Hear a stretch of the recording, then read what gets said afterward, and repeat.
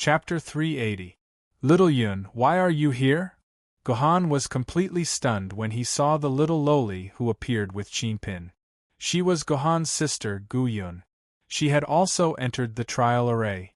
Gohan remembered clearly that before he left Gu Yun in the campsite and asked the two famed sword-rank sword-bearers from the Yanjing headquarters city to look after her. The two famed swordsmen agreed very readily. Although he was still a little worried, Gohan had no choice but to leave Gu Yun in the camp. Why would she suddenly appear with Chinpin? This was too illogical. Gohan suddenly remembered that after he left the camp, Chinpin had said that she had left something in the camp and had to go back to get it. Gohan did not suspect anything.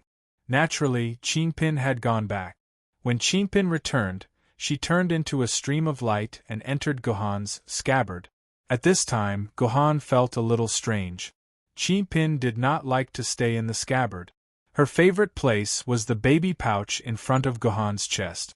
Because the sword maiden could not appear in the form of a young girl, Gohan was about to persuade Chinpin to enter the scabbard first. He did not expect Chinpin to enter the scabbard of her own accord. Although he was puzzled, it saved Gohan a lot of time and saliva. Gohan did not think too much about it and directly entered the trial array. It was only when he brought Chinpin out that he realized something was wrong. It seemed that Chinpin had returned to the camp not because she had forgotten something, but because she wanted to bring Gu Yun with her. Rushing into the scabbard was not out of conscience, but to quickly cover up Gu Yun's tracks. Poor Gohan now understood what had happened. What's going on? Why is little Yun in your scabbard? Gohan grabbed the poor girl's neck and lifted her up to the same height as his face. He questioned her fiercely. Gohan, Chinpin is hungry. Let's eat first. Chinpin wants to eat braised pork and crispy pork. Chinpin rolled her eyes and began to use her usual cute skills. She stared at Gohan with her big watery eyes full of pity and pleading until Gohan softened. If it was in the past, if poor Qing used this trick, Gohan would most likely comply. Although poor Qing loved to cause trouble, she had never caused any big trouble. She would act cute, pout, and get away with it. Gohan would not really do anything to poor Qing. But this time was different. This time, Chinpin actually brought Gu Yun in. This was a dangerous place that could lose one's life. Wait, it seemed that even if Gu Yun came in, nothing would happen. This was a trial that Zhetian Jiendi had set up to train the younger generation. Although there was some danger, there was no fatal danger. This could be seen from the series of trials just now. All of Zhetian Jiendi's trials were very measured. They would not involve the life of the sword bearer. Even if they did not pass the trial, they would be sent out politely or wait 7 days for them to leave on their own. There was nothing fatal inside. The simplest example was this memory fragment in front of him. Saint Seiya Yuan Ko, Light Fong, as the target of the battle, could only watch helplessly as Gohan dealt with this mess. He did not have the slightest intention of making a move. If Light Fong attacked at this time, at the very least, Gohan would be in trouble. It could be seen that Light Fong was also afraid of harming a human's life, so he did not make a move. Instead, he quietly waited for Gohan to finish dealing with this mess. This was very obvious. This large formation was a relatively safe place. As long as Gu Yun looked after it well, there was still a guarantee of safety. Damn you, Gohan, you're hurting Chinpin. Suddenly, Chinpin's expression became a little sad. His eyes and nose were all squeezed together. Only then did Gohan notice that he had probably pinched Chinpin's neck for too long. This cute guy was really hurting. This time, Gohan was starting to feel a little heartache. Plus, Gu Yun's safety shouldn't be a problem. With a cold snort, he turned the pinch into a hug and hugged Chinpin. Stinky Gohan, I'll bite you! The indignant Chinpin began her revenge. She lowered her head and fiercely bit Gohan's arm. She was really strong, so much so that Gohan felt like his flesh was about to be bitten off. Where did this cheater get so much strength? Gohan wanted to shake off Chinpin's teeth, but he found that she was really strong.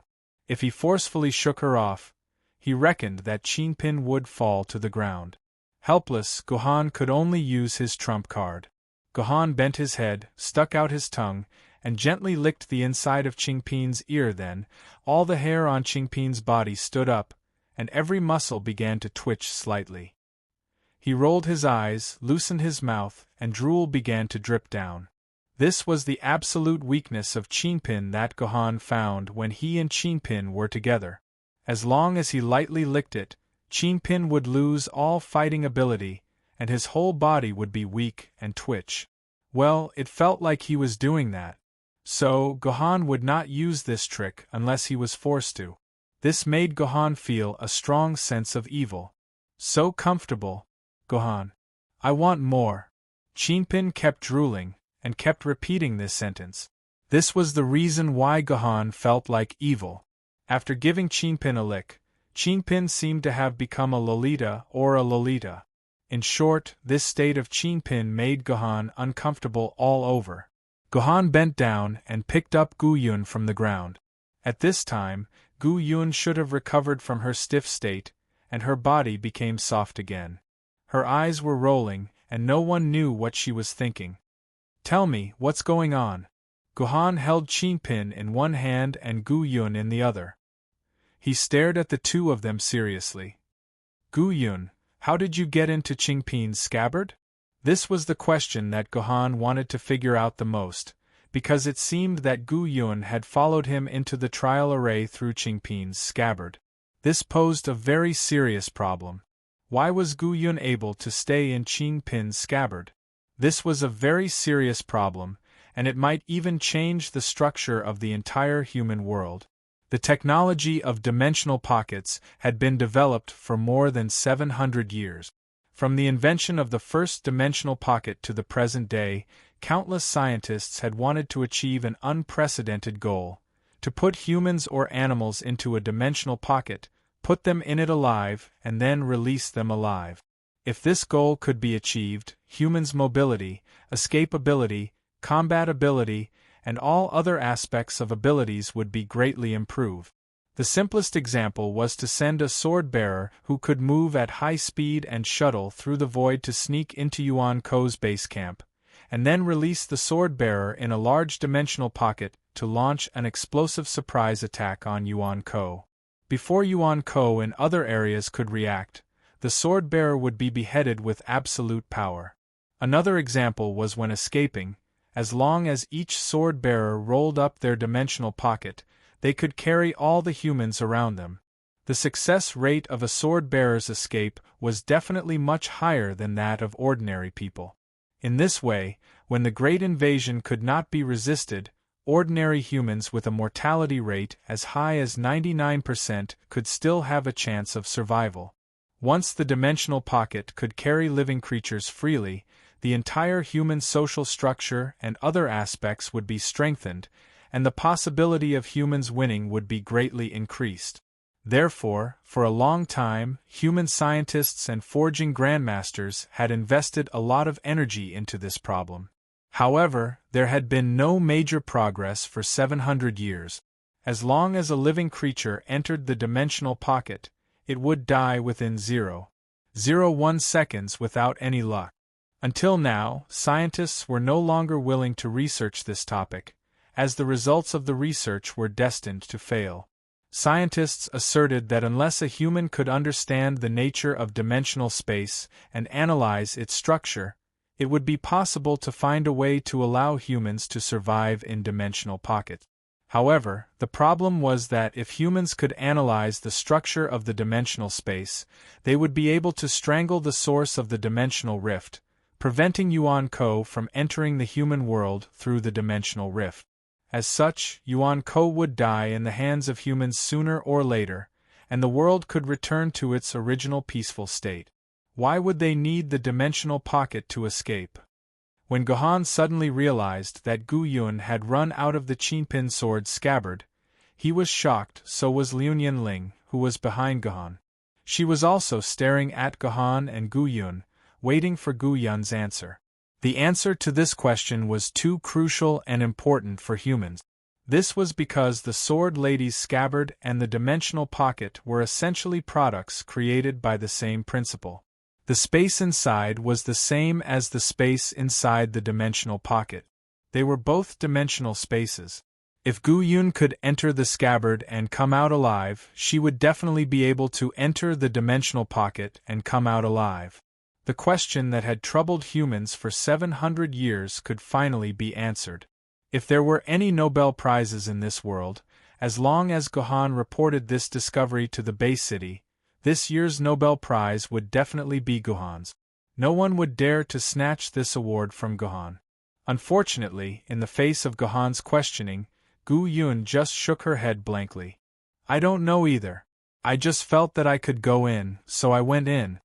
No matter how Gohan asked, Gu Yun always gave the same answer and didn't say another word. Hey, I say, are you guys done discussing? It's very awkward for me to be here. Saint Seiya at the side urged helplessly. He had just struck a pose and stood there for an entire chapter. This was really too awkward, and he would rather not appear. Forget it, we'll talk about this later. Gohan put Gu Yun aside and placed Qingpin on the ground. Qingpin, I'll leave this Saint Seiya to you. Just as Tian had said, Qingpin's life was too comfortable, and she needed some battles to hone herself. Chapter 381. Although Qingpin was Gohan's favorite sword mistress, it was undeniable that Qingpin was also the most useless sword mistress in Gohan's hands. For a long time, Qing Popper had at most been used by Gohan in his original form, but he had never really defeated any Yuanko. That was because Qing Popper's swordsmanship was terrible. If Qing Popper went up to fight, it would be no different from sending himself to death. Therefore, Gohan decided to let Qingpin fight this time. This Saint Seiya could be regarded as Qingpin's best opponent. Saint Seiya were warriors who had trained hard since they were young. Their martial arts skills were stronger than most Yuanko. They could teach Qingpin to be a swordmistress. More importantly, the Yuanko in the trial formation would not really hurt the swordmistress. They would stop fighting after breaking Qingpin's personal shield. In this way, they could guarantee Qingpin's absolute safety. This was what Liu Ling told Gohan.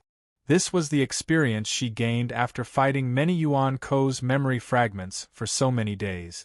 However, there were some things that Gohan felt were a little strange, but he didn't point it out. Are we really going to fight? Qingpin is a good child who loves peace. Qingpin had been at a disadvantage in the limited number of battles she had. Although Gohan had trained her in swordsmanship before, it was a pity that when this child practiced swordsmanship, her mind was probably filled with braised pork. Therefore, the effect of the training was naturally unimaginable. Madam, I'm sorry. Seeing that he could finally fight, Guang Yu's heart was filled with excitement. He had been standing there awkwardly for more than 20 minutes, watching Gohan, a young girl, and two Lolas doing something to each other. One could imagine the frustration in his heart. Greetings. Qingpin also changed the Qingpin sword in her hand and imitated Guang Yu's salute. Then, she shouted in a childish voice and suddenly rushed towards Guang Yu. Oh, this child's skills are not bad. She's full of vigor. A second ago, Guang Yu thought so, but in the next second, he gave himself 2 hard slaps in the face. Before Qing Jiu could reach Guang Yu's side to launch an attack, he lost his balance and fell face first onto the ground. He fell face first onto the ground and fell face first. When she raised her head, her face was bruised and looked very pitiful. Gohan, Qingpin is injured. Qingpin looked back at Gohan pitifully. Gohan, Qingpin was ambushed by this despicable person. Qingpin is dizzy and her leg is broken. Come and avenge Qingpin. Qingpin's words made a certain Yuanko raise his eyebrows. What a joke. I, Guang Yu, can swear to the heavens that I didn't even touch Qingpin, let alone injure Qingpin. These are all shameful slander. Of course, even ghosts wouldn't believe Qingpin's nonsense. Facing Qingpin's request, Gohan decisively turned around and didn't even look at Qingpin. He used his actions to answer Qingpin's question. Alright, I've had enough. Saint Seiya also has dignity. Guangya was starting to get angry. Ever since he became a memory fragment, he hadn't felt such anger in a long time. Take my Pegasus Meteor Punch. A classic Pegasus Meteor Punch smashed into Qingpin, who was still trying to act cute. Countless fist shadows danced around Qingpin's body. Then, Qingpin let out a blood-curdling scream and allowed Guangya to attack without any resistance. It wasn't until Qingpin's shield shattered that Guangya withdrew his fist and disappeared from the room. Challenge failed. Sky covering Jiandi coldly announced Qingpin's defeat. Stinky Gohan, bad Gohan, trash Gohan. Waff. The poor man broke free from Guangya's fist, then began to wail and curse at the annoying Guanghan. Qingpin cried for half an hour. Gohan didn't pay attention to her and didn't do anything. He just stood there and let Qingpin cry.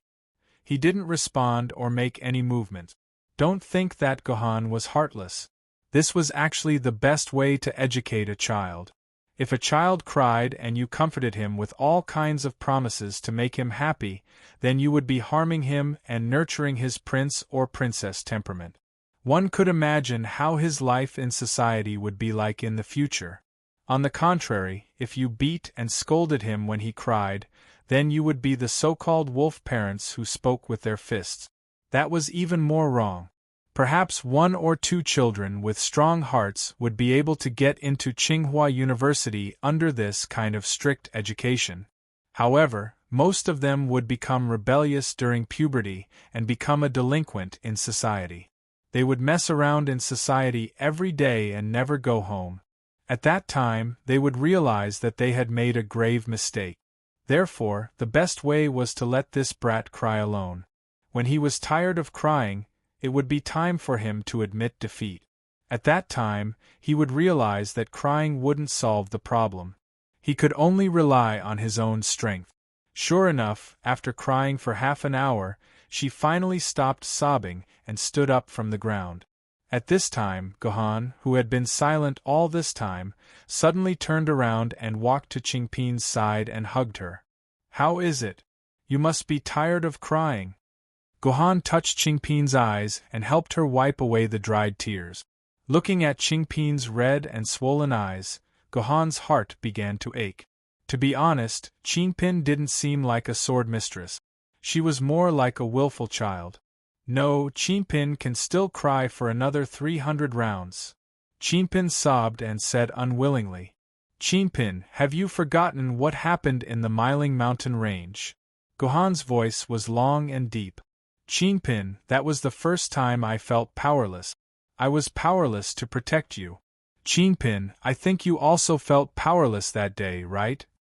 Perhaps one day, you will only be able to watch me leave you because you don't have the strength. Qingpin, are you willing to see that day come?" Gohan looked at Qingpin's red and swollen eyes. His voice was filled with sorrow. "No, Qingpin, don't ever leave Gohan. Never." Qingpin shook her head with all her might. Then, she jumped down from Gohan's arms and said in a childish but firm voice, "Qingpin must protect Gohan. Qingpin, don't ever leave Gohan. Alright, Qingpin and I will never be separated." These were Gohan's most sincere words. Gohan drew his heavenly sword from its scabbard and jumped in front of Qingpin. In one breath, he performed 3 sword techniques in one go. Watch closely, Qingpin. As long as you can learn these 3 sword techniques, you will be able to defeat that annoying Yuan Ko, Gohan said. It turned out that he had performed this sword technique so that Qingpin could learn how to deal with Saint Seiya. This sword technique is too strange. Liu Ling, who had been watching from the sidelines, stared at the heavenly sword in Gohan's hands. Her mind kept recalling the sword technique that Gohan had just used, and a strange feeling welled up in her heart. This shouldn't be a sword technique at all. It's just 3 randomly put together moves. If I were to face these 3 moves, they wouldn't be able to hurt me at all. Instead, I would be able to target my weak points and kill them. Liu Ling silently analyzed. She was from the Lun Yen clan, and her attainments in sword techniques were among the best. There was no way that Gohan's 3 moves could escape Liu Ling's eyes. But that can't be right. Since Gohan taught this sword technique to Qingpin to deal with that saint, it can't be some randomly made-up sword technique. He couldn't have taught it to Qingpin. There must be some secret to this sword technique. Liu Ling repeatedly recalled the 3 sword techniques that she had seen. Finally, she had a flash of inspiration, and a look of surprise appeared on her face. So that's how it is. So that's what Gohan was planning. That Yuan Ko will be in for a good time. Liu Ling pondered. But it must have been hard on Gohan. In order to achieve his goal, he actually adapted these 3 sword techniques on the spot. I can't understand it for a while. Thinking of this, Liu Ling began to feel annoyed again. Even with her identity as the direct descendant of the Lun Yen clan, it took her a few minutes to understand all this. These were sword techniques that Gohan made up on the spot. Didn't this mean that she, Liu Ling, was inferior to that annoying Gohan? So Liu Ling was a little annoyed that she was inferior to an outsider. But immediately Liu Ling felt secretly delighted. Because in this way, it seemed that some old fellows had lost many reasons to stop her from being together with Gohan. On the other side, Gohan and Qingpin's lessons were still going on. When Qingpin really decided to learn something, the potential that erupted from him made even Gohan afraid. In less than 5 minutes, Qingpin had learned 90% of the sword technique that Gohan had shown him. The remaining 10% was only because Qingpin's body was too small, and he could not use some of the details of the sword technique. So, after Gohan tailored Qingpin's body, Qingpin successfully learned all 3 sword technique. He could even vaguely see some signs of sublimation. Qingpin had actually sublimated the sword technique with his own instincts. This was a very impressive talent. This meant that Qingpin's talent in swordsmanship was even greater than Gohan's. Let's begin, Qingpin. Gohan placed his hand on the small bar counter again. Qingpin looked at Gohan and nodded vigorously. Then, Gohan tapped the small bar counter, and the light wall opened up again. Saint Seiya from before, Light Tooth, appeared in the room again. What's wrong? Have you still decided to let Lady E be my opponent? Light Tooth naturally thought that after he had beaten up that young sword lady, Lady E, it was only natural that he would switch to Lady E. However, the one standing in front of Light Tooth was still that little lowly Qingpin. Young lady, you should go back and switch with Lady E. I will immediately admit defeat and leave. Light Tooth said helplessly. He did not want to waste his time on Qingpin at all. Humph, Qingpin has already mastered an unparalleled divine technique. Despicable Yuan Ko, eat Qingpin's unparalleled, heroic, invincible, and invincible first form of Qingpin's godly sword. Qingpin smoothly spat out a long string of lines. Hey, you're too bored. Why do you have to teach Qingpin this stupid thing? Liu Ling was speechless. I didn't teach him, it's all the television's fault. Gohan also looked helpless. Chapter 382. Pegasus Meteor Fist. Seeing Qingpin recklessly attack again, the Saint Seiya decided to use his ultimate move to send this little lowly on her way. The Pegasus Meteor Fist was the ultimate move of the Saint Seiya of the Pegasus constellation, which Guangya had learned from his master, Shinjia. According to Shinjia, the Pegasus Meteor Fist could launch hundreds of supersonic punches per second along the Pegasus constellation. Each punch had the power of a 1,000,000-ton meteorite, and its speed surpassed the speed of sound. Therefore, the enemy would first feel the shockwave before hearing the sound. Before the sound could be heard, the shockwave would hit the target, so it was unavoidable. Moreover, the power and speed would vary according to the user's strength. The above information was from Baidu Baiki. It sounded awesome, right? Each punch had the power of a 1,000,000-ton meteorite. Logically speaking, with such a punch, the entire Chongyang mountain would probably explode. Therefore, this was just Shinjia blowing his own trumpet to scare the enemy. It was just like Cao Cao's 800,000 troops at the Battle of Red Cliff. In reality, including the surrendered troops in Jingzhou, he only had about 150,000 troops. Cao Cao's actual attacking troops were at most 80,000 troops. Although the power of the Pegasus Meteor Fist was greatly exaggerated, and it was impossible for each punch to have the power of 1,000,000 tons, it was still at least 1 or 2 tons. At the same time, Guangye could launch at least 10 punches per second at a speed below the speed of sound. This was enough to kill any treasured sword mistress. As Guangye's Pegasus Meteor Fist continuously attacked Qing Pin, dust flew into the air, and the ground began to shake violently as if there was an earthquake. There were even cracks that extended from the location of the battle to Gohan's feet. "Haha, little lady, you should just admit defeat and switch to Lady Etienne." After attacking for about half a minute, Guangye stopped, panting heavily. The Pegasus Meteor Fist was powerful, but it also consumed a lot of energy, and it consumed even more energy from the pocket universe. After using the Pegasus Meteor Punch for half a minute, the Light Tooth's small universe had already dimmed by about half. This meant that the Light Tooth had already lost about half of its small universe's power. On the other hand, Qingpin's condition wasn't much better. Her body was covered in dust, and her originally smooth and cute face was covered in bruises. Her left arm was bent strangely, which meant that Qingpin's left arm had been seriously fractured and twisted. Fortunately, although Qingpin's personal shield was full of cracks, like the glass screen of a mobile phone that had fallen to the ground, the personal shield was still there. That was enough. This meant that Qingpin could still fight. This was a very impressive achievement. Previously, when Qingpin faced Guangye's attacks, she couldn't fight back at all. She could only let Guangye's fist attack hit her personal shield non-stop. Guangye didn't even need 2 to 3 seconds to break Qingpin's personal shield. But this time, Qingpin resisted for a full 30 seconds. Relying on the 3 sword techniques that Gohan had just taught Qingpin, Qingpin's strength increased by more than 10 times in one go, and she survived Guangye's brutal attacks. Very impressive, little lady. Guangye's gaze towards Qingpin was no longer filled with disregard and helplessness like before. His eyes were filled with fighting spirit, and his entire body gradually became hot-blooded. This was the attitude he had when facing his opponent seriously.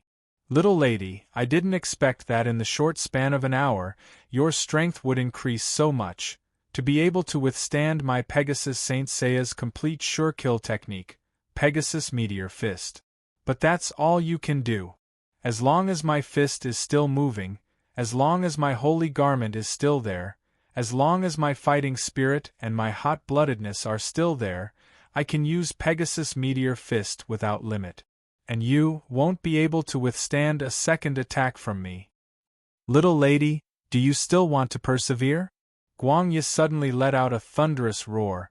"You definitely won't be able to withstand my Pegasus Meteor Fist again." Qingpin didn't say anything, but instead took out a crunch and stuffed it into his mouth. Using those sword techniques just now made Qingpin hungry, so he quickly ate something high in protein to replenish his strength. "Then bear the wrath of Athena.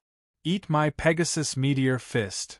Guangye was agitated by Qingpin's attitude, and he let out the trademark Chunibyu roar of a Saint Seiya. Then, his battle-strength sword, and a sky full of fist shadows appeared in the sky once again. The powerful Pegasus Meteor Fist was displayed in front of Qingpin once again, and this time, Qingpin's protective shield definitely couldn't withstand Guangye's Pegasus Meteor Fist. In an instant, Qingpin was in absolute danger. However, the sky full of fists suddenly collapsed on their own before they could even touch Qingpin. Yes, the fists collapsed on their own. Guangye, who was attacking, suddenly knelt on the ground. His forehead was dripping with hot beads of sweat, and his fists were constantly bleeding scarlet blood. Why are my fists like this?" Guangye said in disbelief. If one took a closer look at Guangye's fists, they would discover that they were densely covered in some small veins. If one didn't look closely, one would think that these veins were Guang Ya's own fingerprints. At first, Guang Ya thought so too, so he could use the Pegasus Meteor Fist without any qualms. However, the moment the power of the small universe filled his fists, the fingerprint-like veins instantly exploded. Guang Ya's fists exploded like tomatoes, and blood flowed continuously from his fists.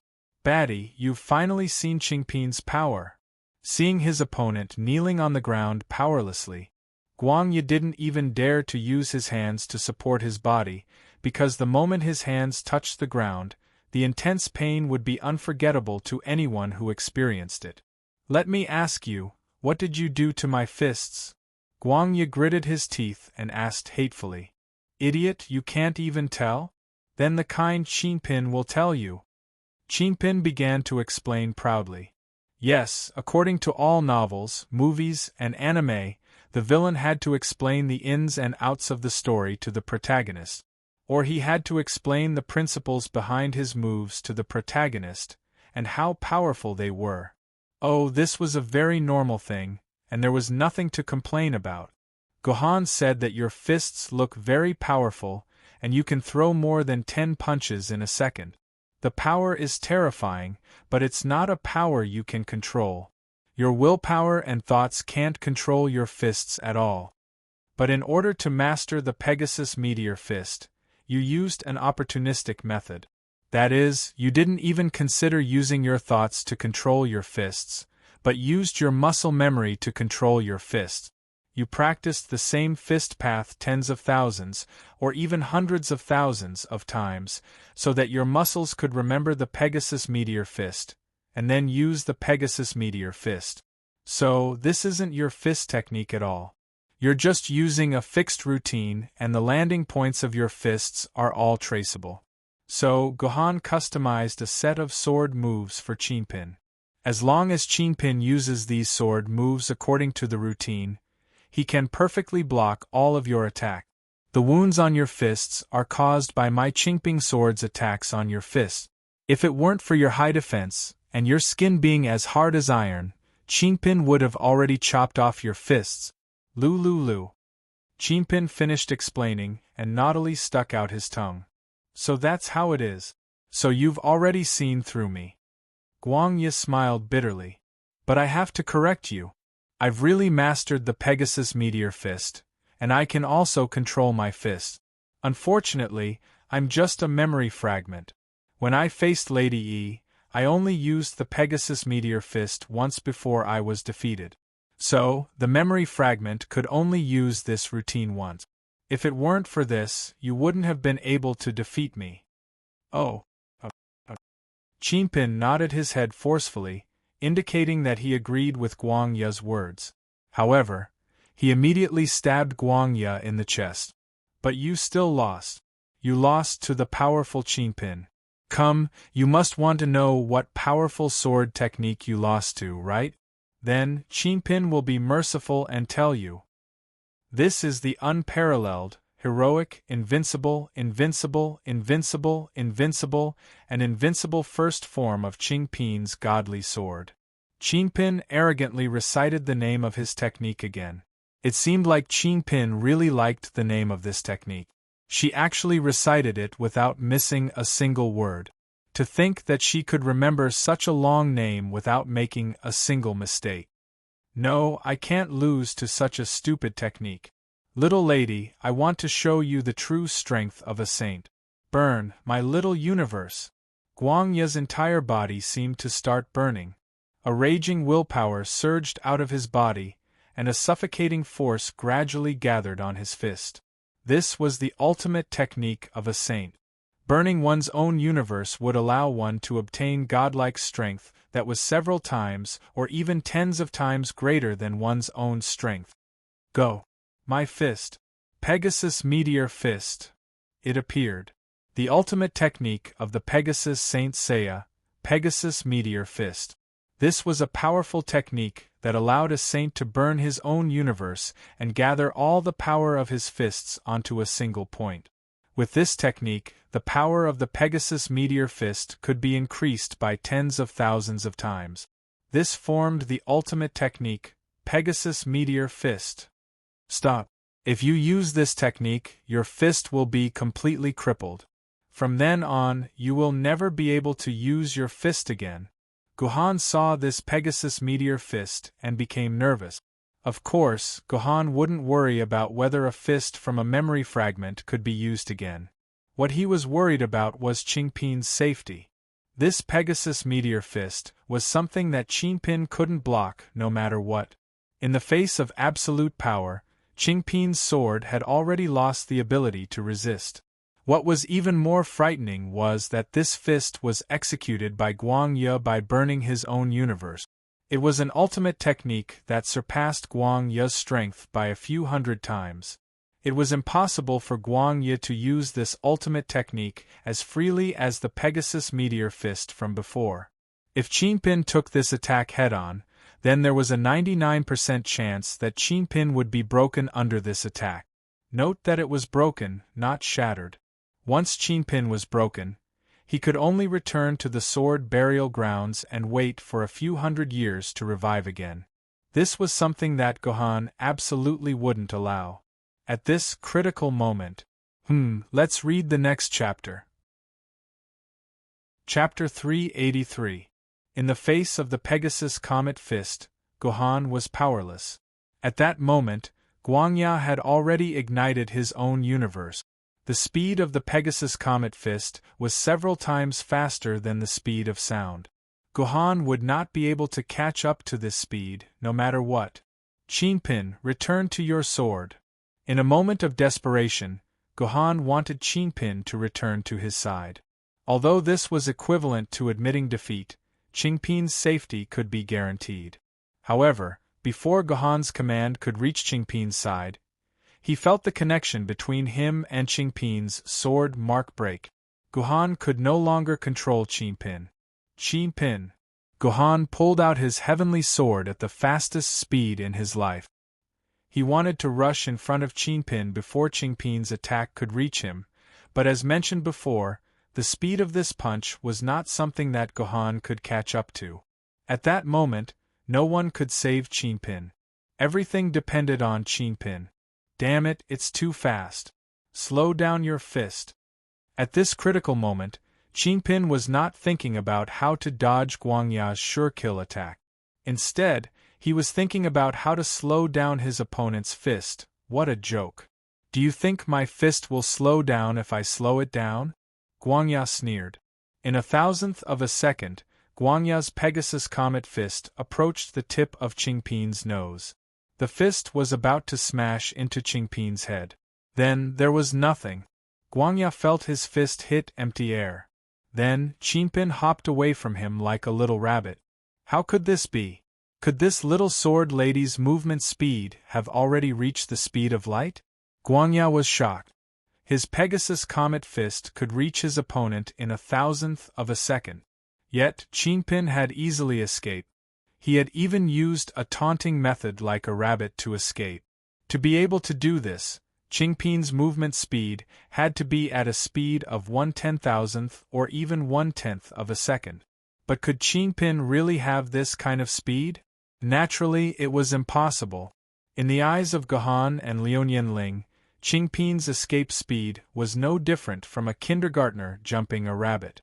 Chingpin had to spend at least 5 seconds to completely escape Guang Yi's attack range, so it wasn't that Chingpin's movement speed was extremely fast.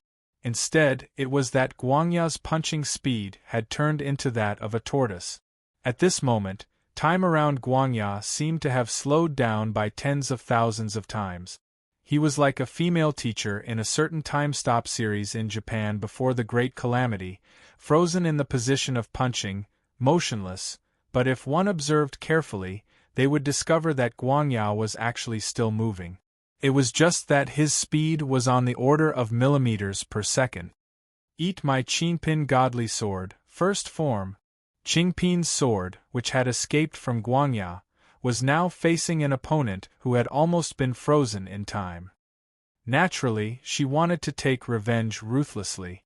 She used her Qingpin sword to stab a few holes in her opponent's back. Who asked you to bully the cute Qingpin, and to hit Qingpin's beautiful face? Even Gohan couldn't hit Qingpin's face. Qingpin will stab you to death, stab you to death.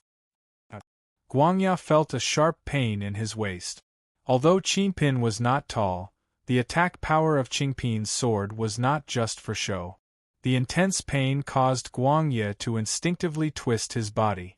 The speed at which he twisted his body was very fast, almost instantaneously. It seemed that Guangya had already recovered his speed, freeing himself from the strange frozen state of time. I've recovered.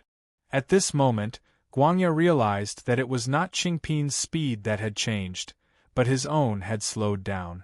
What a terrifying ability, to actually be able to reduce my speed to this extent. A few drops of sweat appeared on Guangya's forehead.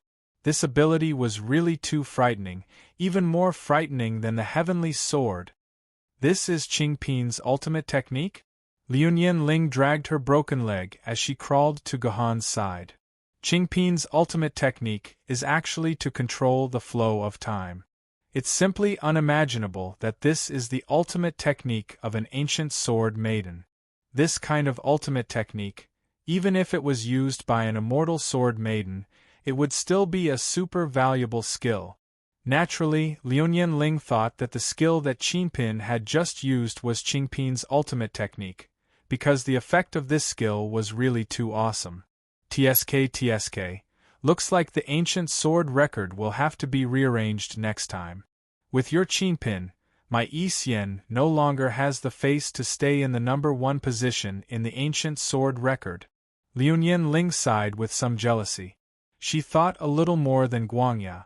Guangya thought that it was a speed reduction skill, but Liu Ling thought that it was a time skill. Any skill that had anything to do with time was an incomparably powerful sword maiden. Among ancient sword maidens and artifact sword maidens, she had never heard of any sword maiden having a time-type skill. Moreover, it was a combat skill with a heaven-defying effect like time reduction.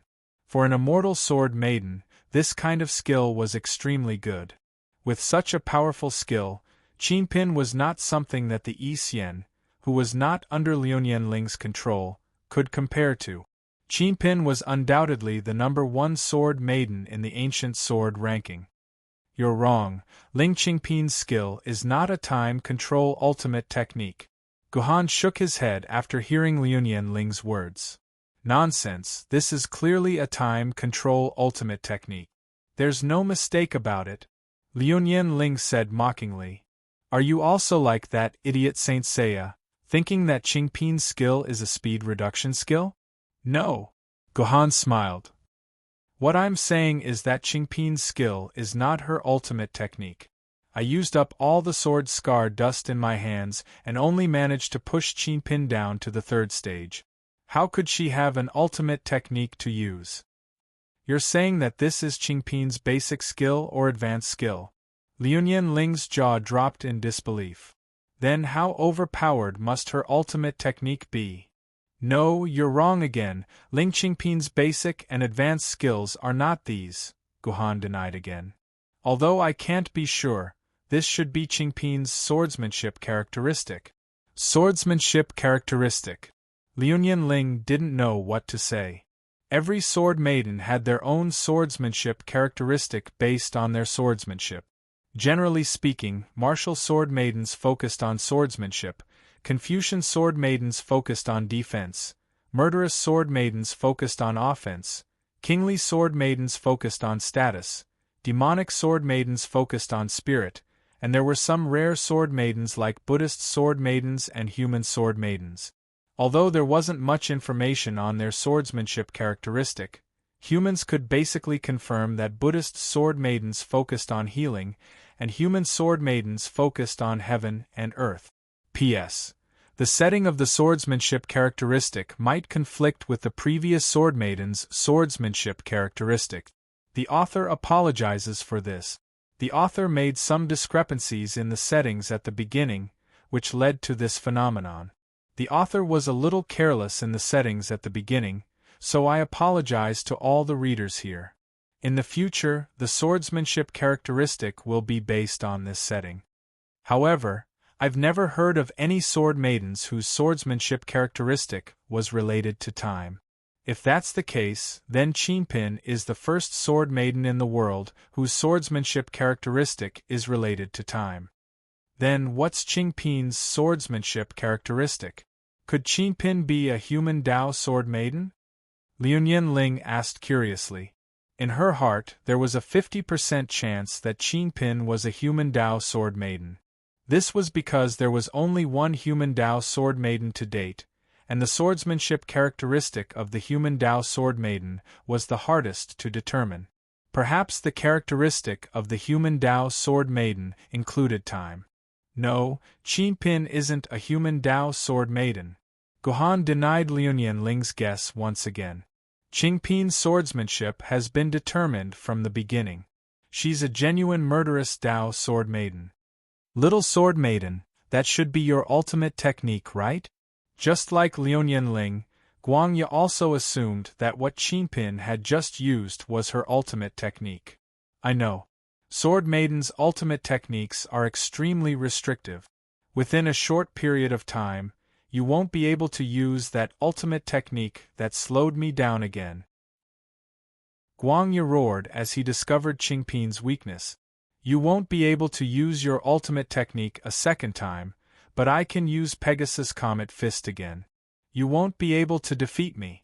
Have a good taste of the fear of Pegasus Comet Fist.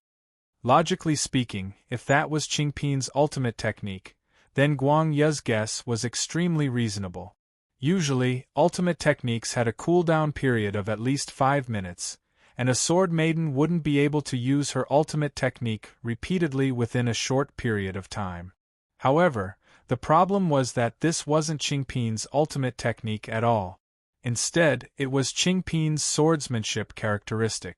Therefore, when Guangya used Pegasus Comet Fist again, he was horrified to discover that he had entered a tortoise-like time deceleration. He could only leave himself wide open, allowing Qingpin to leave a few more bleeding holes on his body. This is Qingpin's swordsmanship characteristic.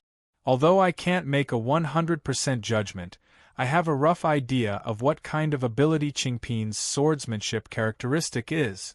Guangya smiled. I've named her swordsmanship characteristic Interception. What do you think? Interception? Liu Ling was stunned. Is it the tribulation of calamity? No, it's the interception of interception, Guangya replied. Interception? Liu Ling silently pondered over this word. Interception of an opponent's ability? For example, cutting off that Saint Seiya's attack speed right now? Perhaps. Guhan nodded his head in agreement. Chapter 384. Guangya naturally lost.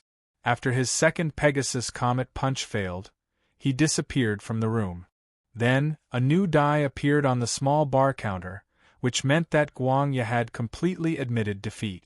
Qingpin, who defeated Guangya, also laid on the ground like soft mud. After Guhan fed him half a basin of braised pork in one go, he barely recovered some strength and crawled into Guhan's nursery bag. He was so dizzy that he looked like he was about to fall asleep. Unfortunately, Qingpin couldn't enter the dream that he longed for, because there were still 3 battles waiting for Qingpin. In the next 3 throws of the die, Guhan arrived at the combat room and needed to fight different Yuan Ko. Although these Yuan Ko were all Ghost level and Soul level Yuan Ko, their abilities were much worse than Saint Guangya. If Guangya was considered a mini-boss among Yuan Ko, then the 3 Yuan Kos that he encountered later were just small fries. Although he was facing these small fries, Qingpin still couldn't defeat them by himself. In the process of fighting these 3 Yuan Kos, Qingpin's first battle was bound to fail. Only with Guhan's guidance would he be able to defeat these opponents the second time. But he had to admit that after the battle with the Saint Seiya, Light Fang, Poor's combat ability, or rather, his combat attitude, had improved significantly. When Qingpin encountered Yuan Ko, He didn't hug his head and ask for help from Gohan, nor did he foolishly charge forward and slash randomly. Instead, he started to think about how to defeat his opponent. In the end, he still needed Gohan's guidance. However, as the 3 battles ended, Gohan felt that Qingpin had grown a lot, especially when he was dealing with the 3rd Yuan Ko. Qingpin's first battle was already on the right track, and he could fight back and forth with this Yuan Ko. After a dozen moves, he even had the upper hand.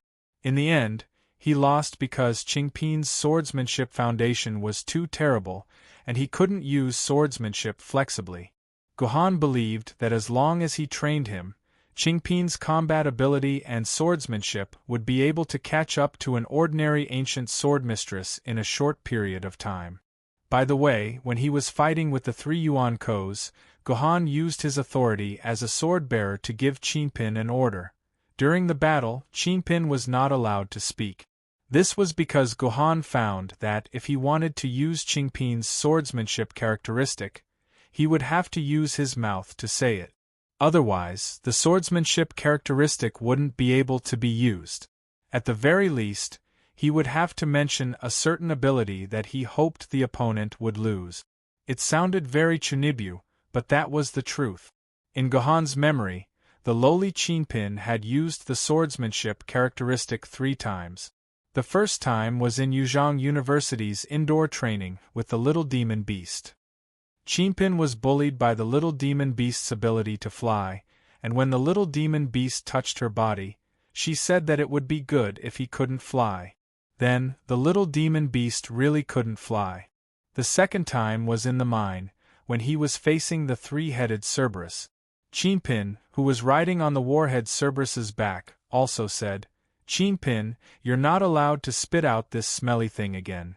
Then, the 3-headed Cerberus really couldn't spit out any more magic energy balls. The third time was when he was fighting with Lighttooth just now. Qingpin said, "Annoying, you're too fast. Slow down your fist." As a result, Saint Seiya's left and right hands moved in slow motion. Gohan also vaguely remembered that Qingpin had used the invincibility ability in her girl form. Every time she used it, she seemed to have to say something like, "Intercept." Something. If the girl Qingpin was the form of the cute Qingpin after the seal was removed, then obviously, even if Qingpin removed her seal, she still had to rely on a command similar to the command incantation to use the swordsmanship characteristic of intercept. That was why Gohan ordered Qingpin not to speak in order to test his guess. The fact was that when Qingpin's mouth was forcibly ordered not to speak, the swordsmanship characteristic of intercept was indeed sealed and could not be used. "Gohan, if you make Qingpin fight again, Qingpin won't sleep with you anymore today." After entering the 5th room, which was also the last room where Liu Ling needed to maintain her broken legs, the physically and mentally exhausted Qingpin began to threaten Gohan. Yes, after going through the tempering of a few battles, this poor person no longer ran away from battle. However, Qingpin was still a lazy guy. After fighting so many battles today, he had already given Gohan face. If he dared to force Qingpin again, Qingpin would really rebel. If not, sleeping with Gohan counted as rebellion. Such a cute threat naturally couldn't make Gohan submit, but it made Liu Ling, who was in Gohan's arms, roll her eyes. What did he mean by not sleeping with you? Could it be that Gohan, this pervert, had to sleep with the poor every night? This doesn't seem to be a battle room. Gohan looked at the small bar counter. This is another incident room. Another incident room? Liu Ling was looking forward to it. It would be great if she could get another broken leg incident card. That way, she would be able to sleep in Gohan's arms for another 5 rounds. Unfortunately, Liu Ling's luck wasn't good enough to draw the same incident card twice in a row. This time, when the incident cards were arranged neatly, Gohan randomly drew a card into his hand. "Welcome a new friend. Your longing for a friend has touched heaven's shrouding Jindi.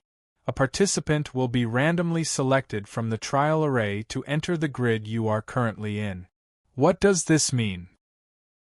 Liuyan Ling asked angrily after reading the contents of the incident card several times. Of course, it wasn't that Liuyan Ling couldn't understand the contents of the incident card. She was just asking even though she already knew the answer. Liuyan Ling was extremely unhappy that there was another person between Gohan and herself. Literally, Gohan replied calmly. At the same time, a spatial rift suddenly appeared in the air between the grids. A few seconds later, a red figure fell out of the spatial rift. It's someone I know. Gohan recognized the participant at first glance. Who else could it be other than Song Yifei? How did I get here? Where am I? Song Yifei rubbed her dizzy head. She was fighting with Yuan Ko just a moment ago. In the next second, she was sucked into the spatial rift and thrown to the ground. The moment Song Yifei landed, she smelled a familiar scent. Gohan, is that you? Song Yifei was a little more clear-headed and got up from the ground excitedly. She would never forget this scent. It was undoubtedly Gohan's scent. Although she didn't know why she suddenly appeared next to Gohan, Song Yifei was undoubtedly excited. She was eager to share what she had just experienced with Gohan. But wait, who was the woman in Gohan's arms? Song Yifei's mind quickly regained its composure. She sized up the woman who was being carried in Gohan's arms in an enviable princess carry position. This woman doesn't look that good. The moment Song Yifei saw the woman's face clearly, she felt a strong sense of confidence. Song Yifei had never been a woman who cared too much about her appearance, but she was still sure that her appearance was definitely better than the woman's. Although the woman's appearance could not be said to be ugly, she was definitely not beautiful. At most, she was pleasing to the eye. On the contrary, Song Yifei was known as the prettiest girl in the medical center of the Sword Bearers Service Center. Although she was not as beautiful as those internet celebrities who loved photoshopping photos, Song Yifei, who was barefaced, was still ahead of 90% of women. Gohan, I finally found you. That's great. Song Yifei jumped into Gohan's arms excitedly. Unfortunately, Gohan was also holding Liuyan Ling in his arms, so Song Yifei could only barely hug Gohan's neck with her arms. Originally, Song Yifei was still a little reserved. When she saw Gohan, she would not directly throw herself into his arms. However, when Liuyan Ling appeared in Gohan's arms, it was different. Song Yifei had to use some means to declare her sovereignty, otherwise, someone would have a lot of improper thoughts. Yifei, how are you? Gohan nodded and greeted her calmly. Then, he skillfully broke free from Song Yifei's arms. I'm fine, but I met a few powerful Yuan Ko and got a little injured. Song Yifei covered her chest as if she was really injured. Needless to say, with her eyes slightly closed and brows tightly furrowed, it was really easy for men to feel pity for her.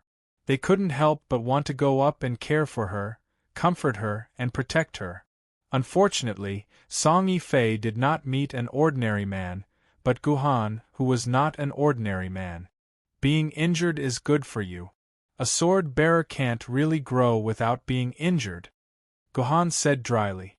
His words sounded like chicken soup for the soul in his WeChat moment. Song Yifei nodded.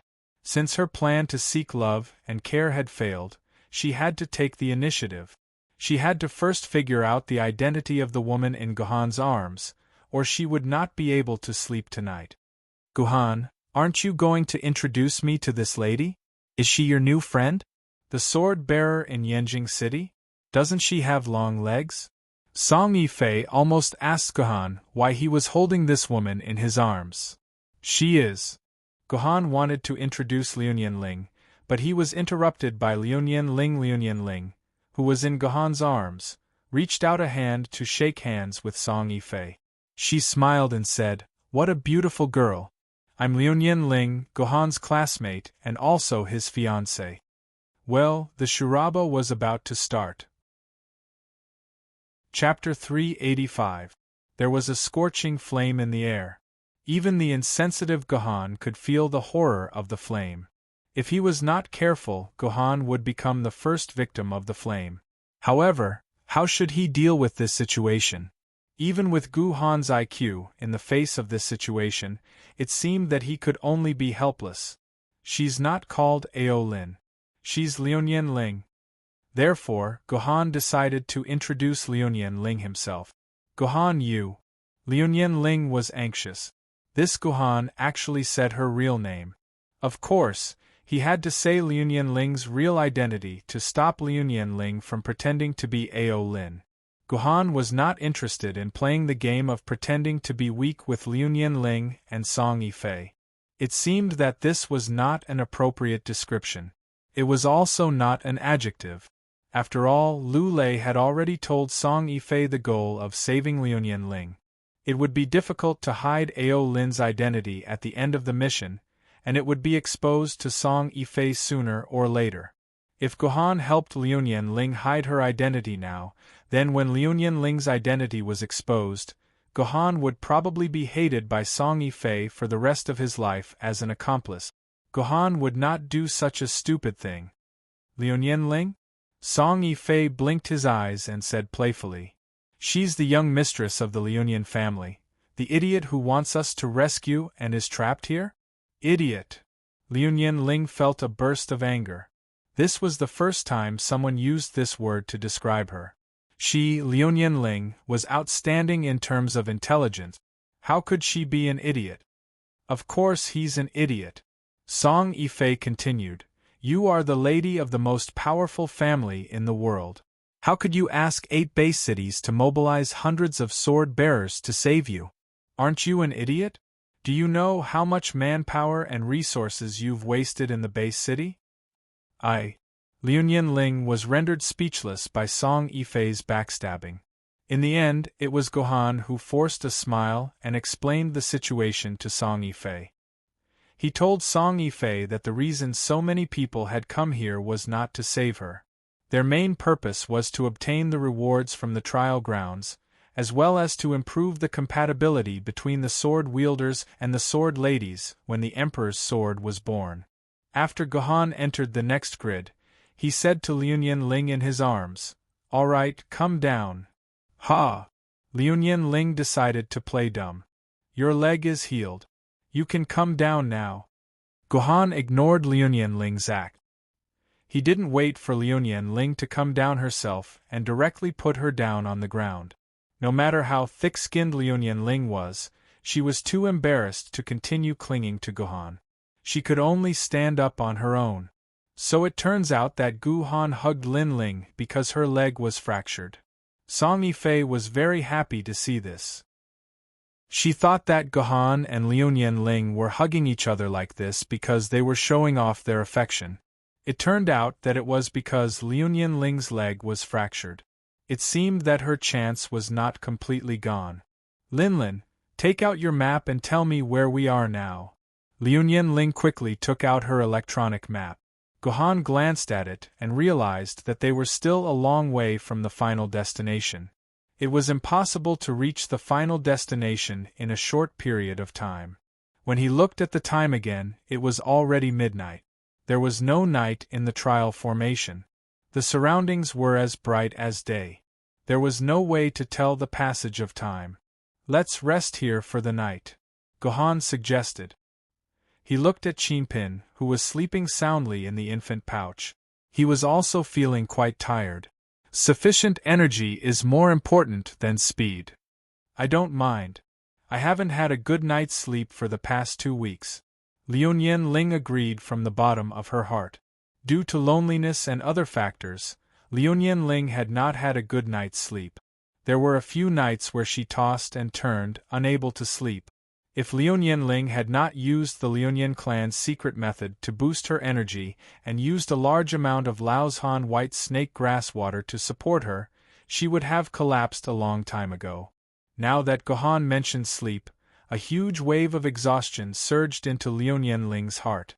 At this time, Liunian Ling's uneasiness and loneliness had already left her. All that was left was exhaustion. Me too. I'm exhausted from the few battles just now. Song Yifei's eyes were a little unfocused. It seemed like she was still full of energy. As long as he did not touch the small bar in the cubicle, the cubicle mission would not be triggered. As long as Gohan did not sleep in the cubicle for 7 days and 7 nights, the cubicle would not do anything to him. In the dimensional pocket, there was a complete set of camping equipment distributed by the Sword Committee. The cubicle was spacious enough.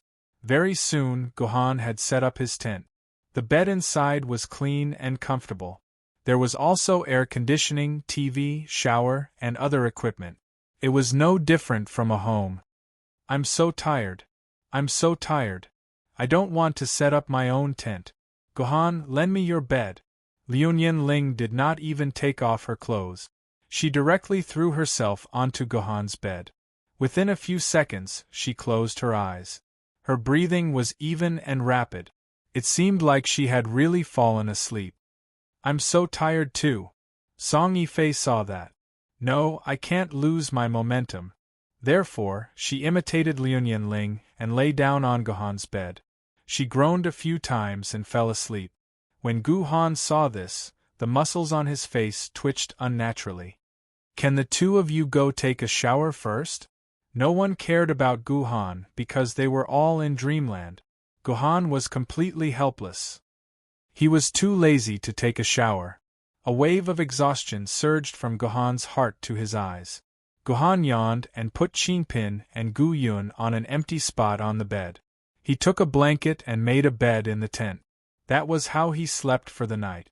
When Gohan woke up the next morning, he found that his body was extraordinarily heavy. He opened his eyes and saw that Chinpin had climbed from the bed to the ground and was lying on Gohan's chest. While sleeping, Chinpin unconsciously locked her feet with her hands. What is this? A toe-digging loli? However, Gohan felt that something was wrong with the weight. Chinpin should not be so heavy. Therefore, Gohan found that there was a loli on top of him. Gu Yun was also curled up beside Gohan, holding one of Gohan's hands and constantly nibbling on Gohan's arm. It was sticky with the loli's saliva. These two. Gohan shook his head helplessly. These two little loli seemed to have a passive skill of automatically throwing themselves into Gohan's arms. No matter where Gohan was lying, they could climb to his side and then closely cling to him as they fell asleep. After putting the two little guys back in place, Gohan got up from the ground. He glanced at the bed that should have belonged to him. Song Yifei and Liu Ling were still in their respective dreams. These two little girls were at each other's throats yesterday, but now their lying posture showed infinite ambiguity. The two of them hugged each other like octopuses. Moreover, both of their hands were very dishonest, especially Liu Ling. No one knew what she was doing in her sleep, but she actually touched more than half of Song Yifei's top. Half of the soft flesh that was wrapped in the bra was exposed, and it was very dazzling. Song Yifei was not bad either. Liu Ling's hand attacked her chest, and she went to deal with Liu Ling's lower body. Song Yifei's hand directly went under Liu Ling's skirt, and her arm was even twitching. No one knew what interesting things she was doing to Liu Ling's absolute territory. Poochie! Poochie! Seeing this scene that was filled with the love of a lady, Gohan's breathing instantly became heavy. Little Gohan also started to raise his head with all his might, trying to break free from the restraints of his pants. Gohan did not dare to look at these two girls again. He quickly rushed into the shower room to take a cold shower, and barely managed to suppress the fire. He did not even eat breakfast, and left the tent as if he was fleeing for his life. Outside, he began to meditate and clear his meridians. He was trying to calm down the sword chi of the 3 green lotus swords by practicing the 9 swords of mysterious heaven. After such a period of recovery, around 80% of Gohan's meridians had recovered, and he had more or less recovered his previous fighting ability. However, what made Gohan feel helpless was that as the meridians of the 9 swords of mysterious heaven gradually recovered, the 3 green lotus swords of mysterious heaven had inexplicably improved a lot. He had obviously not practiced the green lotus 3 swords, but somehow it had improved by a lot. 2 of his meridians for the green lotus 3 swords had been unblocked, and there were only 3 meridians left for Guhan to master the first sword of the Green Lotus 3 swords. According to Guhan's estimation, if this continued, then it was very likely that within 3 months, the first sword of the 3 Green Lotus swords would automatically be mastered. Guhan really wanted to stop this uncontrollable training, but he was helpless. This was a process that could not be stopped. Practicing the 9 black heaven swords of mysterious heaven was just a prelude. As long as Guhan wanted to fight, then the 3 Green Lotus swords would automatically be practiced. Unless Guhan stopped fighting, then it would be impossible to stop the crazy momentum of the 3 Green Lotus swords. But this was impossible. No matter what, Guhan could not stop fighting. If he could not fight, then what was the point of fighting for the first half of his life? Fine. Guhan threw these things to the back of his mind. If he could not find a way to control him before he mastered the first sword of the 3 Green Lotus swords, then he could only let nature take its course. As a sword wielder, he never lacked women. If it really did not work, then he would just eat one Maiden. She was just a piece of meat next to his mouth. Chapter 386. At noon, when the sun was at its highest, the howls of beasts suddenly came from the Yang fort, which was shrouded in a thick cloud of black smoke. It was not the howls of a single beast, but the howls of countless beasts at the same time. The howls were so loud that it seemed as if the entire earth was shaking. "Oh no, Yuan Ko is making a big move. Hurry up and report this to the base city." The captain of the scouting team, who had risked his life to lurk around the black smoke, was so scared that his hair stood on end. He quickly reported the location of the Yang fort to the base city. The base city of Yuzhang immediately became nervous when they received the news. The sword-bearers were all told to return to their homes or to their respective assembly points to await further orders. At the same time, another 5 scouting teams set off from their respective strongholds to scout around half of the Yang fort. However, the strange thing was that although the black smoke kept howling, there was no concrete movement. Even the roars stopped after more than 20 minutes, and the entire black fog returned to its tranquil state. Thus, the strange howling incident came to an end. In the next 2 days, there were no other movements from Fort Yuyang. However, this made Lu Lei and Zhu Wudao very vigilant. They added more sword-bearers to the scouting team and started to patrol the entire Yuzhang city. Unfortunately, they found nothing. "Spare me, my lady! Spare me, my lady!" A golden-furred monster with a bull's face and monkey's ears was sent flying by Qingpin's sword. It fell to its knees and started kowtowing desperately, begging Qingpin to spare its life. This was the 9th Yuan Ko that Qingpin had killed that day. After a good night's sleep, Qingpin fought under Guhan's pressure for the rest of the day. Any combat room that required a fight with a Yuan Ko would be handled by Qingpin. As a result, Qingpin used her teeth to leave dozens of deep bite marks on Guhan's body. However, on the other hand, Qingpin's combat ability had reached a very good level. For example, the little monster Little Diamond Wind, who had been singing "The King Called Me to Patrol the Mountain," had been defeated by Qingpin by herself. Guhan had not given her any instructions at all. In terms of exam results, before entering the trial, Guhan would at most give Qingpin 5 marks for her sword skills. However, now Guhan felt that Qingpin could at least get 70 marks, based on the ancient sword Maiden test paper. This meant that the child's talent in swordsmanship was extremely high. It was just that she was a little too lazy, which was why Guhan used such forceful methods to force her. "Yuan Ko, aren't you a memory fragment of His Majesty Zhetian? If you want to leave, how can we stop you? Just admit defeat." Song Yifei sneered at Little Diamond Wind, who was kowtowing and begging for mercy. "That's right, Little Diamond Wind can run away on his own. Why should he beg for mercy?" The little monster finally realized that he did not need to beg for mercy. He could just admit defeat and leave. He scratched his head in frustration, and the cow lice scattered all over his body. I'm sorry, I'm used to it when I was a monster. It's just a habit, a habit. After saying that, little Diamond Wind ran away like a puff of smoke. He really did run away like a puff of smoke. With Journey to the West as proof, whenever a monster wanted to escape, there would always be an explosion, followed by a puff of smoke, and they would escape. I'll throw this. Song Yifei grabbed the die before Gohan could. Song Yifei seemed to be surprisingly fond of throwing dice and drawing cards. Ever since the three of them had formed a team, Song Yifei had taken care of everything. 6666666. Song Yifei kept shouting 6 as he threw the die. Naturally, he hoped that his die would roll a 6. TCH. Only an idiot would do that. Liuyan Ling muttered disdainfully.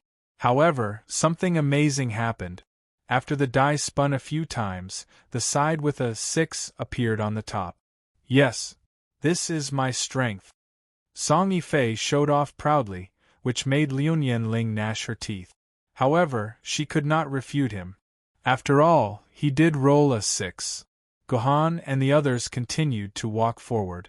The light walls opened up one by one, making way for Gohan and the others to move forward. According to previous experience, there should be 6 light walls opened up, which meant that Gohan could move forward 6 squares. However, when the light wall opened up to the 5th one, the last light wall stopped disappearing. Gohan and the others were stuck at the 5th step. What's going on? Did I make a mistake? Have we already moved 6 steps? Song Yifei said confusedly. She had been counting her steps all this time. How could she make a mistake for no reason? No, this is the 5th room. I don't know why we're stuck here. Liuyan Ling walked around the room, trying to see if there was anything unusual in the room. However, she could not find any clues. Could it be that the trial array has gone out and mistook the 6 I rolled as a 5? Song Yifei guessed naively. After all, this array has been going on for more than 700 years. It's not strange for there to be a small problem. No, it's not like what you said. The small bar in the middle of the room did not rise. This means that we did not trigger the task mechanism of the entire room. Gohan said. Logically speaking, after each advancement, the small bar would rise within a minute to indicate the way to pass through the entire room.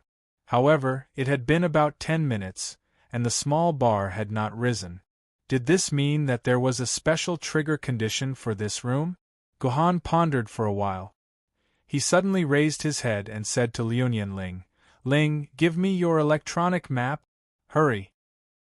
Under Gohan's urging, Liuyan Ling handed her electronic map to Gohan. Gohan glanced at it and his expression relaxed. I know what's wrong. What? What's wrong?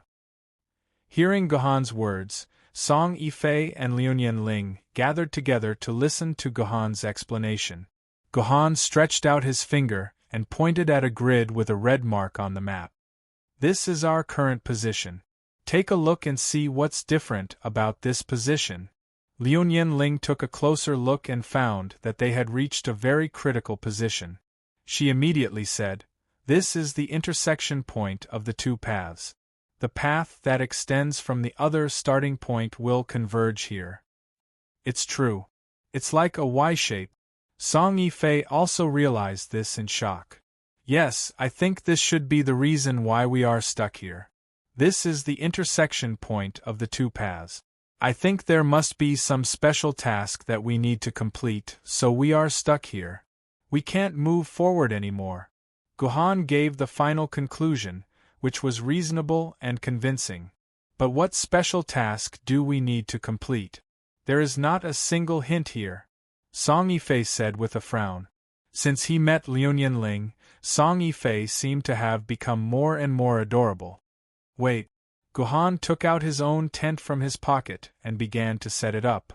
Maybe we have to wait for a long time. My dear brother, how long do we have to go? In a room, 2 white-robed swordsmen said to each other. The Green sect called each other brothers, and they rarely called each other by their names. I don't know. Dear Allah, I really want to leave this place immediately. I don't even know which direction to pray in," the other white-robed swordsman complained.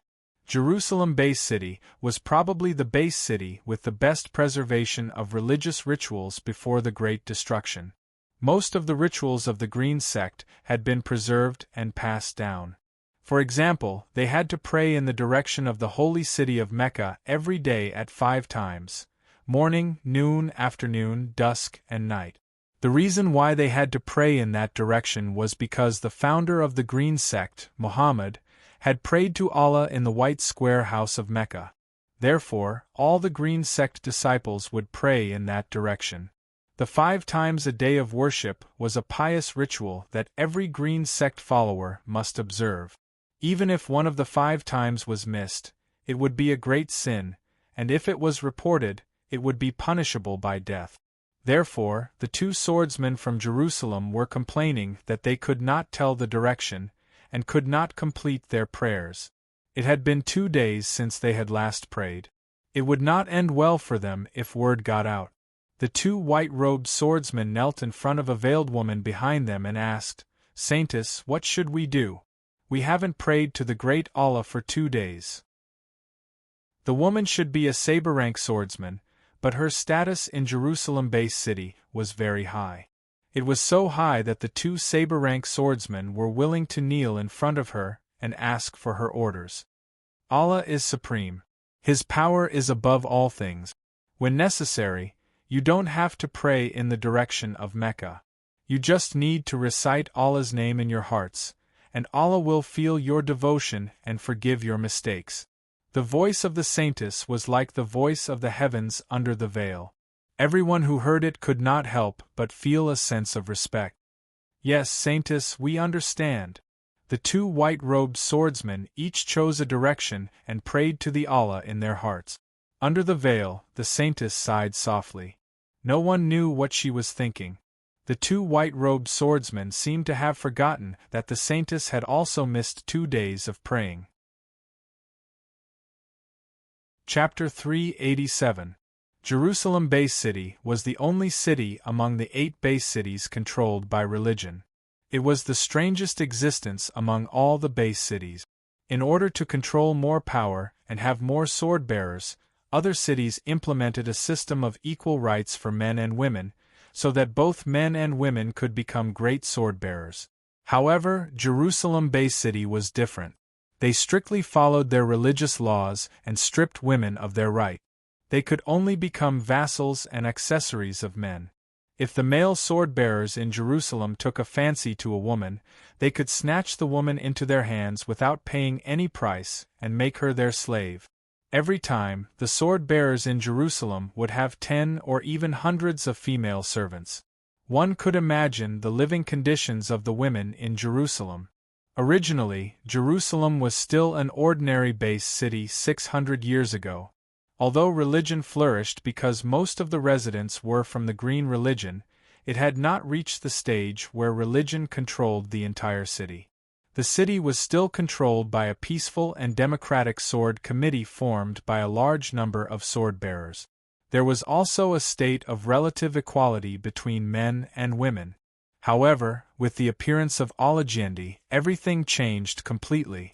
Alajendi was originally just a hooligan on the streets of Jerusalem. He lived until the age of 30, but he was still a useless ordinary person and was always bullied. Then, one night, he suddenly told the people around him that Allah had given him a decree, saying that the catastrophe of this world had just begun. In the year 6666, the greatest and most terrifying catastrophe would happen. Allah descended His true body on him and used his body to tell everyone that as long as they believed in Allah's neo-green religion, the world would be saved.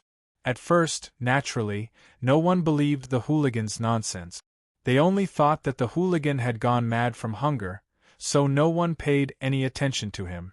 Alajendi preached for a total of 49 days without eating or drinking, but he only managed to gather 9 believers. 6 of them were insane. Then, on the 49th day, Alajendi suddenly announced that Allah's power had arrived. He would become a sword-bearer and protect all those who believed in him. As a result, on the day he said this, a bolt of lightning suddenly fell from the sky. An ancient sword-bearer descended from the sky and landed in front of Alagiendi. Thus, Alagiendi held the ancient sword in his hand and instantly completed the synchronization. He turned from a beggar to an ancient sword-bearer, and his ancient sword-bearer was the ancient sword-bearer of the 6 faiths of Jerusalem. As this miraculous event happened, Alagiendi gradually gained many believers among the poor, but the mainstream society did not care about Alagiendi. What divine sword from heaven? What reincarnation of Allah? These were all methods used to deceive the ignorant. As long as one had the intention, whether it was through technology or sword-bearers, it could be done. 81 days after Alagiendi became an ancient sword-bearer, he once again announced that Allah's power was coming. This time, he would become a sword-bearer of the sword. Compared to the first time, when there were only 9 believers, the second miracle had thousands of people kneeling in front of Alagiendi. Then, they witnessed the miracle of the divine sword from heaven again. Alagiendi also became a sword-bearer of the 6 faiths, and the sword of future sword-bearer appeared in front of the world. In this way, after several years of development, when the senior management of the Jerusalem-Bay City Sword Committee began to really pay attention to the entire religion of the New Green Sect, Alagiendi had become a sword-bearer of the Spirit Sword, holding the ancient sword of the 6 faiths, the sword of future sword-bearer, the sword of future sword-bearer, the famous sword of the classic sword, and the sword of the angel sword. The attitude of the Sword Committee towards this new sword-bearer of the Spirit Sword, who had a religion in his hand, was full of doubts about the sword spirit of Allah. They even intended to banish this sword-bearer of the Spirit Sword. However, the sword spirit of Allah eventually stayed in the Sword Committee and continued to fight for the city of Jerusalem, defeating one powerful opponent after another. His new green sect also became a model of good citizens, helping the Sword Committee and the Council to maintain the peace of the entire city of Jerusalem. Gradually, the attitude of the whole city of Jerusalem toward the sword spirit of Allah changed from doubt to trust, and the sword spirit of Allah continued to use his miraculous method to become an emperor sword-bearer. Finally, he ascended the throne in Jerusalem and took over all the rights of the Sword Committee of Jerusalem. Then everyone thought that Alagiendi was going to show his true colors? Of course not. Alagiendi played the role of the Savior all his life, and the whole city of Jerusalem was also full of harmony and peace, which made people worship Alagiendi to the highest level. All the citizens really believed that Alagiendi was the incarnation of Allah, and the new green sect was deeply rooted in the hearts of the people. What really changed the city of Jerusalem was the 9 disciples of Alagiendi, the 9 believers who were around Alagiendi when he became an ancient sword-level sword-bearer. It was said before that 6 of the 9 believers were mentally ill, but these 6 mentally ill people all returned to normal when they followed Alagiendi's teachings. When Alagiendi ascended, all 9 disciples became immortal sword-level sword-bearers. Until now, except in the first 100 years after the apocalypse, no base city had been able to break this record and have as many as 9 immortal sword-level sword-bearers. It was the believers of these 9 immortal sword-level sword-bearers who began to bring Jerusalem into the abyss of religion, allowing religion to regain control of humans and fully revive the new green sect in Jerusalem. These 9 believers were also called the 9 saints by the people of Jerusalem, and they enjoyed the worship of the world together with Alagiendi. The power structure of Jerusalem was similar to the structure of the Sword Council to some extent. Their highest authority was called the Council of Referees, and the chairman of the Council of Referees was called the Prophet, meaning the person who inherited the will of Alagiendi. The 6 swords of Alagiendi were called the 6 divine swords of faith by the city of Jerusalem. They were the sword of foresight at the ancient sword level, the sword of posterity at the treasure sword level, the sword of classic at the famous sword level, the sword of angel at the spirit sword level, the sword of prophet at the immortal sword level, and the sword of Allah at the Emperor sword level. These 6 godly swords had been researched by countless historians and religious scholars. They had never appeared before the sword Emperor of Allah, and no one knew the origin of these 6 godly swords. It was as if they really had descended from the heavens, appeared out of nowhere, and were bestowed by Allah. Therefore, these 6 swords became the highest sacred objects of the city of Jerusalem and the supreme tools to determine the prophet of the city of Jerusalem. Do you want to be the prophet of Jerusalem? It's very simple. You just have to synchronize with the sword of prophet. As long as you can synchronize successfully with the sword of prophet, then you can become a prophet. Some people asked, what if some immortal sword-level sword-bearers did not synchronize successfully with the prophet, but they synchronized successfully with the sword of Allah when they advanced? Could the prophet continue to be a prophet? Of course not. According to the law, the sword-bearers who mastered the sword of Allah were the true supreme leaders and prophets of Jerusalem. However, ever since Ra's sword emperor, the Ra's sword had never been able to synchronize with anyone else. It had been lying quietly in the sword pavilion. Only the true Savior, when the world is facing its greatest crisis, will the sword of Allah be born again and lead humanity to salvation. This was one of the core doctrines of the New Green Church, which meant that the sword of Allah would not be born until the moment of the greatest crisis in the prophecy of Allah Jindi 666 years later. Once the sword of Allah was born, the sword-bearer of the sword of Allah could lead humanity to salvation. Of course, this was a common tactic used by religions. The other base cities would turn their noses up at it. At the same time, according to the prophecy of Allah Jindi, when the greatest crisis came, men would fight bravely for the world, but women would drag men down and eventually drag the entire human world into destruction. It was precisely because of this prophecy that the status of women in Jerusalem was reduced to a little higher than livestock. They began to prohibit women from going out, requiring women to wear veils, not allowing women to touch sword maidens, and never allowing women to become sword-bearers.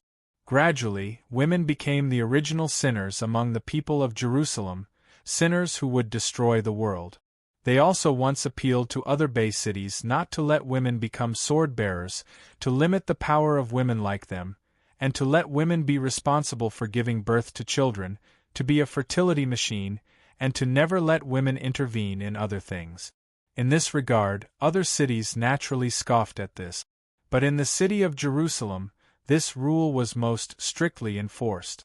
For hundreds of years, the city of Jerusalem had not produced a native female swordsman, which showed the strength of the Jerusalemites' enforcement of this rule.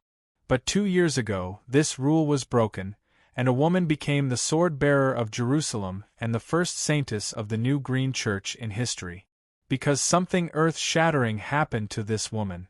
On the day when this woman had just turned 18, her father planned to sell her for 18,000 to a sword-bearer as a female slave. The sword of Qianding flew out of the sword pavilion and fell from the sky, just like Allah Jindi back then, taking the initiative to become this woman's sword-bearer. A year later, when this woman's sword element broke through 1,000 points, the sword of Qianding also forcibly broke free from the protection of countless people, descended on this woman's head, and took the initiative to become her sword-bearer. In this regard, the entire Jerusalem Inquisition argued for a whole year, and finally passed a resolution to confer this woman as the saintess of the New Green Church, and declared that she was the female slave of Allah. Yes, the saintess was still a female slave, but she was the female slave of Allah, which did not conflict with the doctrine of the New Green Church. It was perfect. Chapter 388. They're here. Guhan, who had been meditating outside the tent, slowly opened his eyes. He had been waiting in the room for 5 hours. The peace in the room had finally been broken. What's here? Song Yifei came out of the tent and saw that the wall of light on one side had disappeared. 3 white-robed swordsmen walked over from the other side. Song Yifei had never seen anyone dressed like that. Due to the ethnic conflicts, Jerusalem was not well received by the other cities. Most ordinary people only knew that Jerusalem was one of the 8 base cities, but the specific situation of Jerusalem base city was a big question mark. In fact, as long as the system collected information on the internet, it was not impossible to find information about Jerusalem. For example, Gohan had collected a lot of information about Jerusalem through the internet, so he was not completely clueless about the situation in Jerusalem. After all, Gohan might have to pay a visit to Jerusalem in the future. These are the swordsmen of Jerusalem. I didn't expect the second one to arrive here to be from Jerusalem. Liu Ling walked out of the tent with Gu Yun in her arms. If one were to ask Gohan who among the 3 knew the most about Jerusalem, it would be Liu Ling without a doubt. The Liu family had close ties with Jerusalem. As the successor of the most powerful family in the world, it was only natural that Liu Ling had a deeper understanding of every city. I didn't expect to see you here, Miss Liu Ling. Ashima pays her respect to you. The 3 people in white robes were the Holy Maiden of Jerusalem and her 2 male teammates. The Holy Maiden was confused when she saw that there were people in the next room. When she saw Liu Ling, she was dumbfounded. It seemed that they had entered the trial grounds to find the missing Liu Ling. Now that they had accomplished their mission, could they consider leaving? Are you the Holy Maiden, Ashima? Liu Ling walked up to Ashima with Gu Yun in her arms. She exuded the aura of a superior, suppressing the Holy Maiden of Jerusalem so much that she couldn't even lift her head.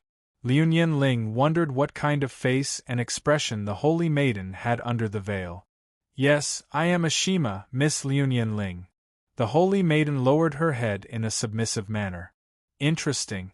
Those stinky old men from Jerusalem actually shamelessly made up stupid words like Allah's slave to justify themselves. It must have been hard on you. Liu Ling sneered. The 2 white-robed swordsmen beside the Holy Maiden were embarrassed and angry. They wanted to grab Liu Ling's clothes and argue with Liu Ling, but the Holy Maiden pulled them behind her. Miss Liu Ling, you're wrong. Ashima is indeed Allah's slave. Ashima will serve Allah for the rest of her life, Ashima said in a pious tone, as if she really was Allah's slave. Oh, you're so willing to be that Allah's slave. Liu Ling pondered for a while, then suddenly asked seriously, what if you're not wrong, but Allah wants to whip you? A slave should bare her chest and accept Allah's whip. It's a slave's fortune to be able to receive Allah's love with her lowly body, Ashima said meticulously. Ashima spoke meticulously, and the radiance of devotion on her face could almost be seen through the veil. What if there's no water around, but Allah wants to wash his feet? Liu Ling continued to ask. As a slave, I should use my lips and tongue as a towel to lick away all the dirt and dust that the true Lord has added. Ashima answered without hesitation, as if the answer came from the bottom of her heart. What if there's no spittoon around, but Allah wants to spit? Liu Ling continued to ask. A slave should use her body as a spittoon and her throat as a mouth to receive Allah's holy spit. Damn! Gohan, what's wrong with that Liu Ling? Why would she ask that woman such disgusting questions? I can't stand it, just hearing these questions makes me feel disgusted. Song Yifei said to Gohan with a displeased expression. The conversation between Fleeting Time Ling and Ashima had crossed the bottom line of human humiliation. To think that the 2 of them were able to conduct their conversation in such a serious manner, and that the people who heard their conversation could see a hint of holy light emanating from their bodies. Gohan, is this woman really the Liu Ling who had a heated argument with me just now? Why do I feel like I don't know her anymore? Her persona has changed too fast. Song Yifei continued to complain. Also, why do I feel like this Liu Ling is like that Saintess Master? It seems like that Saintess is very afraid of Liu Ling. Isn't she the Saintess? The noblest woman in Jerusalem? Why does it seem like that woman owes Liu Ling a lot of money? It's not a matter of money. Gohan shook his head. Back then, Kanzu built a total of 3 base cities, and Jerusalem was one of them. The Leonian family had natural sovereignty over Jerusalem, and the prophets of Jerusalem were all very respectful to the Leonian family. I see. According to what you've said, this Leonian Ling is actually this saintess landlord. Song Yifei made a very incisive conclusion. At the same time, the interesting conversation between Leonian Ling and Ashima reached its last sentence. Leonian Ling asked Ashima a total of 10 questions, all of which were disgusting and challenging the limits of human dignity. In the end, the saintess answered all of them, from eating shit, swallowing phlegm, to sitting on a meat stool, and decorations. Compared to the saintess answering all of the questions, Song Yifei admired Leonian Ling even more for being able to ask all of them. If it were Song Yifei, she probably wouldn't even be able to ask a single question. Lady Saintess. The other 2 sword-bearers looked at Ashima with admiration in their eyes. The saintess was too pious. Only such a woman was worthy of being the slave of the Almighty God. Very well, your God will like you. Leonian Ling smiled at the saintess, then left Ashima and returned to Gohan's side. Phew! The saintess let out a long sigh of relief. It felt as if she had passed an important interview. At this moment, the room began to change. The small bar counter that had never appeared before rose from the ground for the first time. Gohan walked up and looked at the notification on the counter. His expression didn't change at all, as if he had already guessed the mission of this room. Come and take a look, Saintess. Your Saintess. Gohan gestured for Ashima to take a look at the notification on the small counter. Thank you. Ashima nodded at Gohan respectfully. Although she didn't know who Gohan was, she shuddered at the sight of Leonian Ling standing behind Gohan with a gentle and considerate expression. How terrifying must this man be to be able to subdue such a terrifying young lady like Leonian Ling? Ashima walked over to the small counter with light step. She glanced at the notification on the counter and furrowed her brows deeply. This was what was written on it. Only the courageous will emerge victorious. The mission of this room will only be unlocked when 2 teams gather at this meeting point. The 2 teams that arrive at the room first must fight to decide who can move forward. The team that surrenders first or loses the ability to fight will be deemed to have lost. Group battles are not allowed. Only one-on-one battles are allowed. The winner will be able to move forward while the loser must stay and wait for the next team to arrive at the meeting point. If the loser stays for more than 7 days, it will be declared a complete failure and the team will be automatically teleported out of the trial. The notification was very detailed and clear. It was very simple. It was a battle between Gohan and the Saintess. The winner would continue to move forward while the loser would wait for the next opponent. In fact, not long after entering the room, Gohan had roughly guessed the routine of this room. Hence, he had been meditating with his eyes closed while waiting for his opponent to arrive. On the other hand, Ashima's side wasn't calm. She turned around and whispered something to her 2 companions behind her. Ashima walked out and bowed to Leonian Ling. Respected Miss Leonian Ling, Jerusalem doesn't dare to make an enemy of you. We are willing to surrender. Please leave with your companions. You're surrendering just like that? Song Yifei, who was a little worried that she would be a burden to the team due to her lack of experience in fighting a sword wielder, suddenly realized that her team had won so easily. She pinched the soft flesh on Gohan's waist in disbelief, and asked in a daze. Yes, we are willing to surrender. Please leave first, Miss Leonian Ling, Ashima confirmed once again. Alright, let's go. Gohan was not like the main character in a movie where he had to fight to be happy. Since he could win without fighting, what was wrong with that? Gohan was more than happy to oblige. Hence, Gohan planned to leave the room with his 2 companions. No, I don't want to leave like this. Suddenly, Leonian Ling grabbed Gohan's hand and looked into Gohan's eyes. I can't win like this, especially when the opponent is AB** starred from Jerusalem. Alright. It took Gohan less than a second to complete his thought process. He was able to win without fighting because of Liu Ling. Since Liu Ling did not want to win in this way, he would use absolute strength to clear the path for himself. Sigh, after all this time, it was still the main character's plot. Chapter 389. Ashma was not surprised to hear that Fleeting Time Rin had chosen to fight instead of winning the battle that was already within his grasp. It would be a miracle if Liu Ling would accept such a victory. The people of the Liu family would never accept such a victory, not to mention a victory from the Jerusalemite. The entire room seemed to have elongated out of thin air as both sides confirmed that they were ready for the battle. It turned into a large arena that was 100 meters by 100 meters. There was a red circle on each of the diagonal of the arena. This was the starting point of the battle.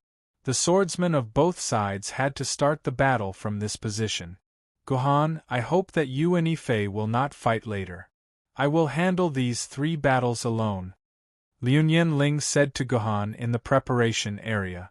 She looked very determined. Liu Ling, are you kidding me? How can you handle 3 people alone? Song Yifei did not believe that Liu Ling could handle 3 opponents by herself. It's nothing. For the descendants of the Liu family, even if there are 30 or 300 of them, they will still be defeated by us, let alone 3 people. These words might sound like bragging, but when they came out of Liu Ling's mouth, it felt like it was the truth. Gohan could only shrug at Liu Ling's insistence and smile. Hurry up, I still have to rush back to Yuzhong City. Okay, I will get rid of them quickly. Liu Ling's words were full of confidence. On the other side, Ashima's 2 teammates were beside Ashima, listening to Ashima's instructions. The more they listened, the more serious their expressions became. It seemed like Ashma had prepared a sumptuous dinner for Liu Ling. Ibrahim, according to our agreement, you will fight the first battle. As the preparation time was over, the saintess gave an order. A white-robed swordsman standing beside her nodded and leaped into the red circle. At the same time, Liu Ling also walked into the red circle that belonged to her. At this time, the 2 of them were about 140 meters apart. This distance was enough for a sword wielder to release the sword mistress, prepare their skills, and run for their lives. Ready, 3, 2, 1, begin. The male version of heaven-encompassing Jiandi's voice reverberated throughout the room. As soon as he finished speaking, the 2 of them began their battle at the same time. Almighty Allah above, please witness the magnificent battle of your most loyal servant, Ibrahim. Release yourself. Sword Maiden shredded leaves. After he finished reciting his lines, Ibrahim released his sword Maiden. Sword Maiden. His sword Maiden is a treasured sword-grade sword Maiden, broken leaves. As he observed the situation on the battlefield, Gohan began to search for information on the broken leaves sword in his mind. Very quickly, most of the information on this sword Maiden appeared before Gohan. Now that he thought about it, the broken leaves sword was related to a tragic period of ancient Huaxia's history. In the middle period of the Tang dynasty, a not-so-famous but far-reaching battle had taken place near Suya, the Battle of Talas. This was a major battle between the Great Tang Empire, which occupied the East, and the Arab Empire, which had emerged from the 3 continents of Asia, Africa, and Europe. In this battle, the Great Tang had 18,000 soldiers against the Arab Empire's 80,000. Although the Great Tang soldiers fought valiantly, with a casualty rate of 1:3, the total number of soldiers participating in the battle was only 1/5 that of the Arab Empire, and in the rear of the Arab Empire, there were still 200,000 cavalry ready to move. Thus, in this battle, the Great Tang lost Suya village, an important stronghold of the Anxi Protectorate, and China's expansion into Central Asia was pushed back. As the victor, the Arab Empire's General Ziyad ibn Suli, in order to celebrate this victory, named the sword of Great Tang General Go Xianji, which he had seized from the battlefield, the Arab Empire's General Ziyad ibn Suli, and he wore it day and night to humiliate the great Tang and show off his victory. Unfortunately, Ibn Suli had never imagined that the Leaf Shatterer sword would become his sword of death. His superior had been executed by the Caliph because of his achievements, and he was imprisoned. In the end, he was ordered to commit suicide, dying under the Leaf Shatterer sword. This broken leaves sword became the spoils of war of the Arab Empire, and was kept by the imperial family. Later on, after passing through many places, it finally blossomed with a dazzling light after the apocalypse, becoming a treasured sword-grade sword Maiden. Because the broken leaves sword had experienced the defeat of two unparalleled generals and killed Ibn Suli, it eventually became a sword Maiden of the path of slaughter. Its skills were all skills that could raise one's attack to the limit. After the broken leaves sword was released, a young lady dressed in an Arab dress appeared. Be it her clothes or accessories, they were all standard Arabian style. However, if one were to look closely at the face of this sword maiden, one would realize that the appearance of the broken leaves sword was that of a traditional Eastern lady.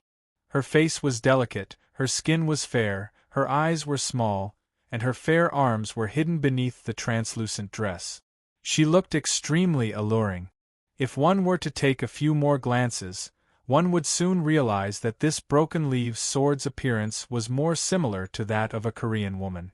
This was because Go Xianji wasn't a citizen of Great Tang, but a Goguryeo from Liaodong. It was said that he was a descendant of the Goguryeo royal family. After Emperor Gaozong of Tang destroyed Goguryeo, Go Xianji followed his father to Great Tang. After a long journey, he eventually became one of the most outstanding generals in Great Tang. The broken leaves sword was a sword that Go Xianji had specially hired a skilled craftsman to forge. It was custom-made for him, so it was only natural that he looked similar to a Korean. After Ibrahim released the broken leaves sword as quickly as possible, he finally had the time to pay attention to his opponent, the direct descendant of the famous Lun Yen clan, Liu Nianling's movements. In the end, Ibrahim's pupils shrank the moment he saw the other party's movements. This woman actually did not release her sword lady. Instead, she directly held a crimson sword lady and charged toward him. Broken leaves sword, block her. No, turn invisible immediately. Seeing Liu Nianling charging at him, Ibrahim instinctively wanted to use the broken leaves sword to protect him. But at this moment, he suddenly recalled Ashima's instructions to him. He immediately gave up on his previous order and had the broken leaves sword turn invisible. Invisibility was the basic ability of every sword maiden. As an assassin, invisibility was a basic skill that they had to grasp. So, Liu Nianling wasn't surprised to see the broken leaves sword vanish into thin air. The Lun Yen clan had an ultimate move to deal with the sword maiden of the path of slaughter, or rather, the invisible Yuan Ko. The pores on Liu Nianling's skin began to emit strands of faint sword qi. There were several hundred strands of sword qi. These strands of sword qi revolved around Liu Nianling. As long as an invisible person tried to get close to Liu Nianling, the sword qi would immediately sense their location, catching Liu Nianling off guard. This was the ultimate move that the Lun Yen clan used to deal with the invisible Yuan Ko. Countless invisible Yuan Ko had died to this move. It was precisely because this move was too effective against the invisible Yuan Ko that it was very difficult to master. In order to master this move, one had to grasp the sword qi thread technique. Splitting a ferocious and indestructible strand of sword qi into several hundred weak but tough threads. Just from the sound of it, one could tell how painful it was to master this technique. Back then, Liu Nianling had spent 3 whole years and suffered a lot before she managed to master this move with the help of the various seniors of the Lun Yen clan. Sword qi thread. As an expert swordsman, Guhan was able to immediately understand the move that Liu Nianling was using. However, that was it. Guhan himself could not use the move. The 9 swords of Black Heaven did not have the sword qi thread technique, and Guhan was not talented enough to master it. These were all moves that had been passed down through the accumulation of countless martial arts predecessors. Without enough experience, it was impossible to comprehend these methods. Gohan could not help but re-evaluate the difference in strength between him and Liu Ling when he saw the sword chi thread. Gohan had initially thought that he was superior to Liu Ling in terms of swordsmanship. But after witnessing the sword chi thread, Gohan began to doubt his judgment. Perhaps Liu Ling has the ability to defeat me. Gohan began to think about other things. He no longer cared about the battle in the arena. There was really nothing for him to care about. If Fleeting Time Rin could not even deal with such a small fry, then the Fleeting Time family's reputation would be ruined. He would find a red packet to cover his face, lest he embarrassed the Fleeting Time family. Strange. Has the Leaf Breaker discovered our sword chi thread? Why hasn't she ambushed me yet? I'm almost at her sword wielder. Fleeting Time thought to himself as he sprinted away from Yi Si. Fleeting Time Ling had exposed more than 10 openings to the Leaf Shatterer as she charged towards Ibrahim, hoping that he would be able to attack her. However, the Leaf Breaker did not appear. Even when Liu Ling was less than 10 meters away from Ibrahim, the Leaf Breaker continued to hide in an unknown location. Since you're not coming out, I'll force you out. Liu Ling's plan was simple. The Sword Maiden had to protect the wielder. If the wielder was in danger of being injured, the Sword Maiden would have to appear to save him. If the wielder died, the Sword Maiden would fall back into a deep slumber. Ibrahim panted heavily as he watched Fleeting Time's blade approach his abdomen. His legs trembled, and it was evident that he was very afraid of Fleeting Time's attack. However, he still chose to reject Fragmented Leaf Sword's request for the 5th time in an attempt to save Ibrahim. He's not dodging at all. The Leaf Breaker was less than a meter away from Liu Ling's abdomen. It was as if he was going to let Liu Ling stab him. His abnormal behavior alerted Liu Ling. She could sense that Fleeting Time was plotting against her. Chapter 390. You've got guts, but it's a pity that you don't have a brain. Liu Ling sneered. She casually swung the Isian sword in her hand and stabbed Ibrahim. Huge ripples instantly appeared on Ibrahim's personal shield, and cracks extended outwards from the middle. This meant that Ibrahim's personal shield had less than 20% of its energy left. Liu Ling had only used one strike to break through more than 80% of the personal shield of an opponent of the same level. This was truly a terrifying figure. So powerful.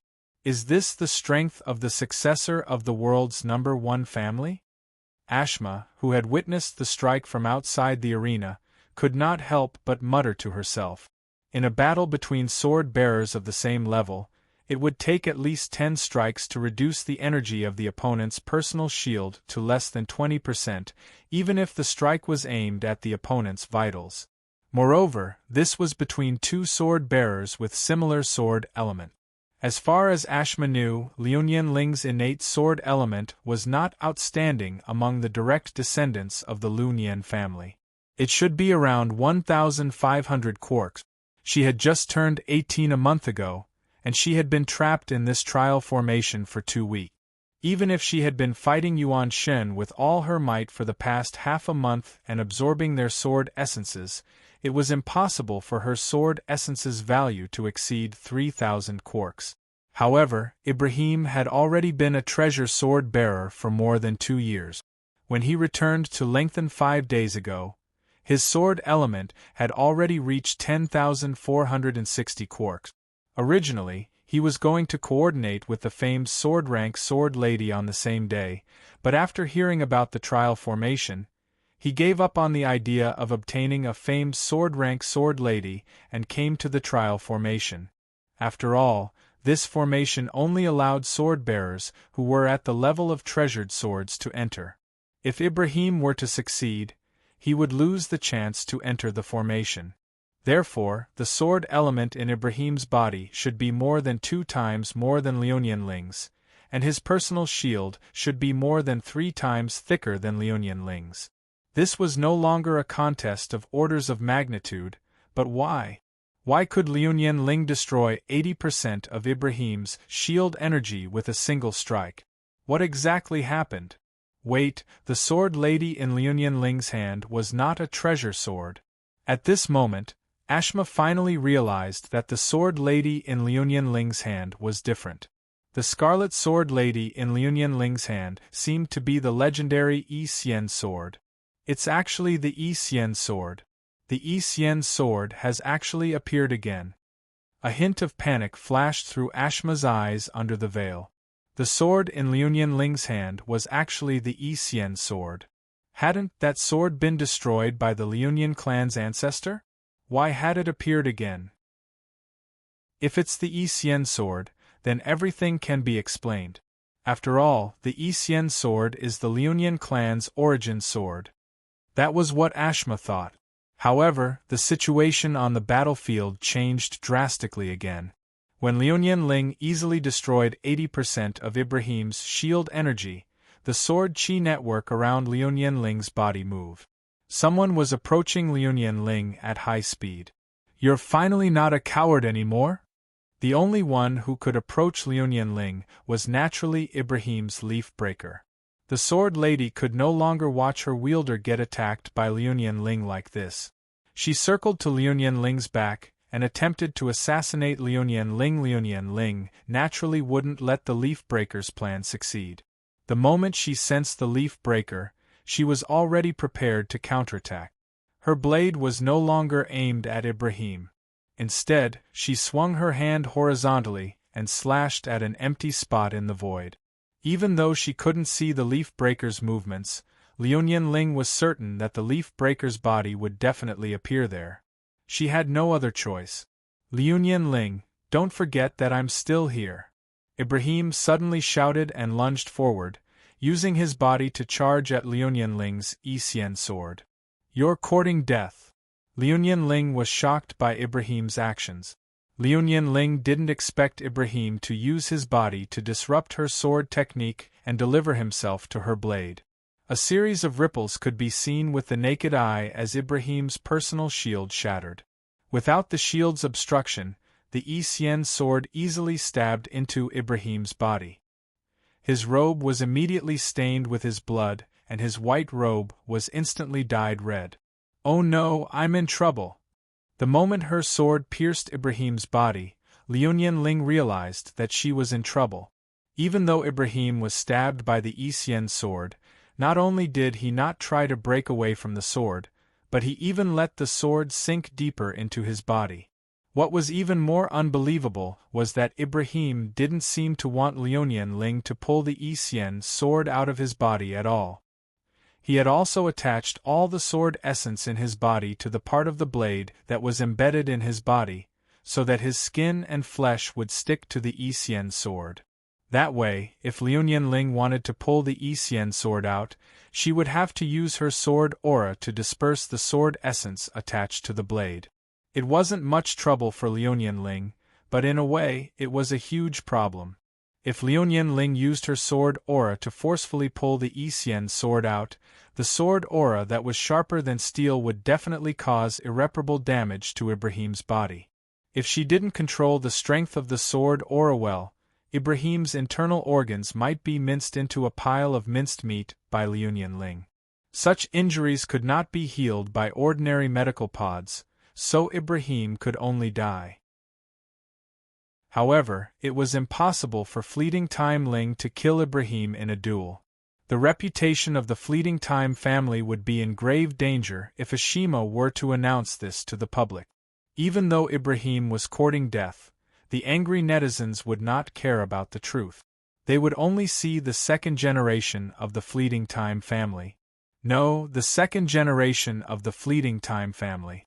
They would only see that the second generation of the Fleeting Time family had used their family's power to commit crimes and kill their comrade. They were the scum of humanity. From a certain point of view, the more pathetic the netizens were, the less they needed to think about the bigger picture. All they needed to do was to curse. It was impossible for Liu Ling to kill Ibrahim. Even someone as strong as Liu Yanling was helpless in a situation like this. Liu Yanling's helplessness was an opportunity for the Sword Maiden. The leaf shatter finally appeared behind Liu Yanling, and stabbed at Liu Yanling's neck with the leaf shatter. The shield around Liu Yanling began to ripple. Just like Ibrahim, 80% of the shield's energy was instantly depleted. The Lun Yen family was strong because of their sword techniques, their various sword techniques, and their dodging technique. They were strong because they could only hit you, but you couldn't hit me. But when it came to personal shields, the Lun Yen family, or rather, almost all of the aristocratic families, used the same method as ordinary swordbearers. They used the amount of sword essence in their bodies multiplied by the Sword Maiden's defense to obtain a personal shield with a maximum energy limit. The amount of damage the leaf shatter dealt to Liu Yanling was equivalent to the amount of energy lost to the shield. While there was no accurate figure for the amount of energy a Sword Maiden could store in real life, the energy of a shield in the game was calculated strictly according to the data in real life. That was why the Sword Maiden's data in the game was not too different from the data in real life. Liu Yanling's shield did not have a lot of energy. She only had less than 3,000 sword essences in her body, and the leisurely celestial sword was ranked first among the ancient Sword Maidens. However, the leisurely celestial sword's strength lay in her skills. Her 3 basic attributes were only above average among the ancient Sword Maidens, and she could not even make it into the top 100. Her defense ratio was only around 0.1, which was equivalent to 300 points of shield energy. Such a small amount of shield energy was even lower than that of a normal Sword Maiden wielding a Sword Maiden. Ibrahim's leaf shatter was ranked in the middle among the Sword Maidens, but she was a Sword Maiden of the Path of Slaughter. Her damage was the highest among the Sword Maidens. More importantly, the leaf shatter immediately used her ultimate skill when she attacked Liu Yanling. Leaf Assault. At the cost of sacrificing all of the shield's energy, the user's attack deals damage equal to the shield's energy. Just by looking at the skill description, one could tell how terrifying the damage of this skill was. It was even possible to kill a Tiger-class Yuan Ko with a single hit. If Liu Yanling's sword was not stuck in Ibrahim's body, the leaf shatter would not have been able to hit Liu Yanling. However, that was only an if. In reality, Liu Yanling could only rely on her shield and a secret skill of the Fleeting Time family to withstand the damage. As a result, the energy of Liu Yanling's shield was depleted, and it could collapse at any time. Scram! Liu Yanling's face was filled with rage after being tricked. However, she calmed down. Liu Yanling let go of the flowing celestial sword in her hand, leaving it in Ibrahim's body. She then rolled backwards and pulled out the second Sword Maiden, the Heaven Inquiring Sword. Initially, Fleeting Time Ling did not want to use the SkyQuest sword. The sword's blade was covered in cracks, and it was very likely that it would use up the last point of its durability if he were to fight an enemy. However, the flowing celestial sword was stuck in Ibrahim's body, and her shield was in danger. Liu Yanling had no choice but to pull out the Heaven Inquiring Sword. However, Liu Yanling was confident that she could end the battle without causing any damage to the Heaven Inquiring Sword. Heaven Inquiring Sword. Ashma's eyes lit up, and she immediately said something to Ibrahim, who was still bleeding on the stage.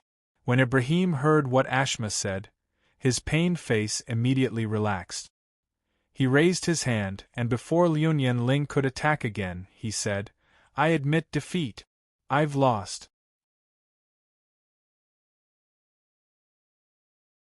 However, this dynasty had the most relics, and they had left the most culture for the modern world.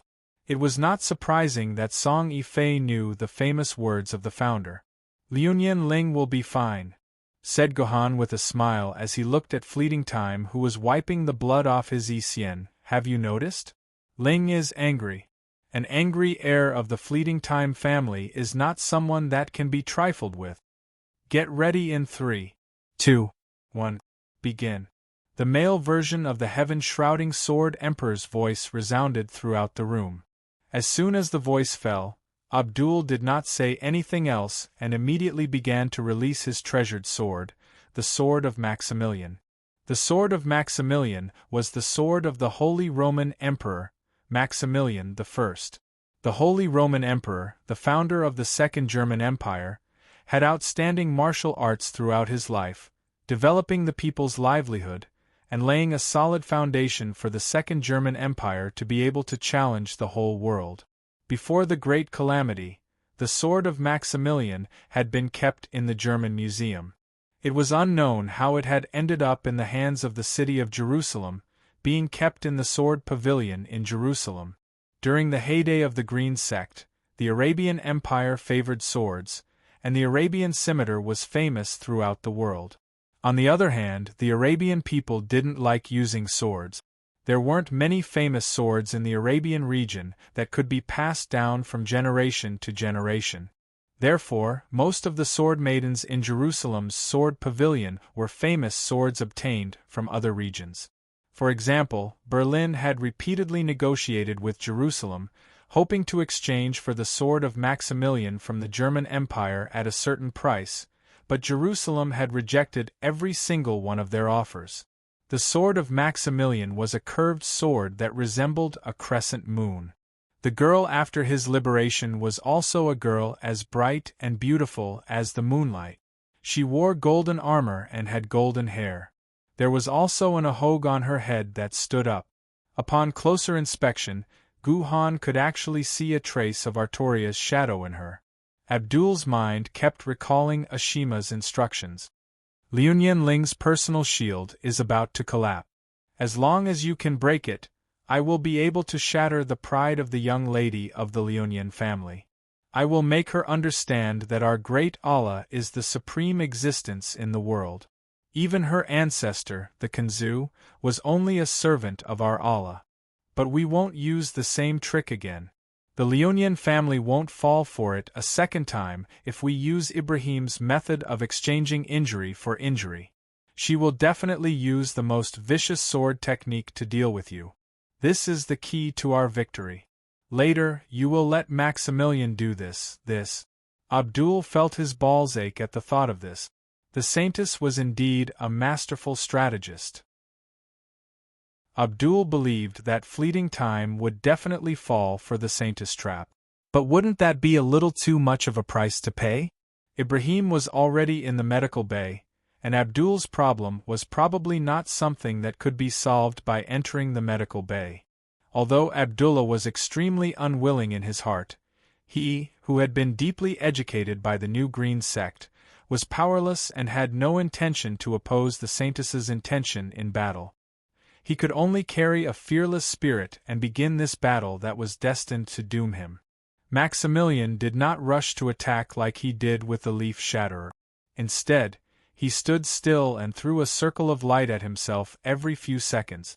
Every time he threw a circle of light, he could feel Maximilian's personal shield grow a little heavier. This is Maximilian's advanced skill, the Sacred Angel's Whisper. It can be stacked a total of 8 times, and each stack will increase the personal shield's energy by 10%. Guhan retrieved Maximilian's information from his personal terminal instead of his own memory.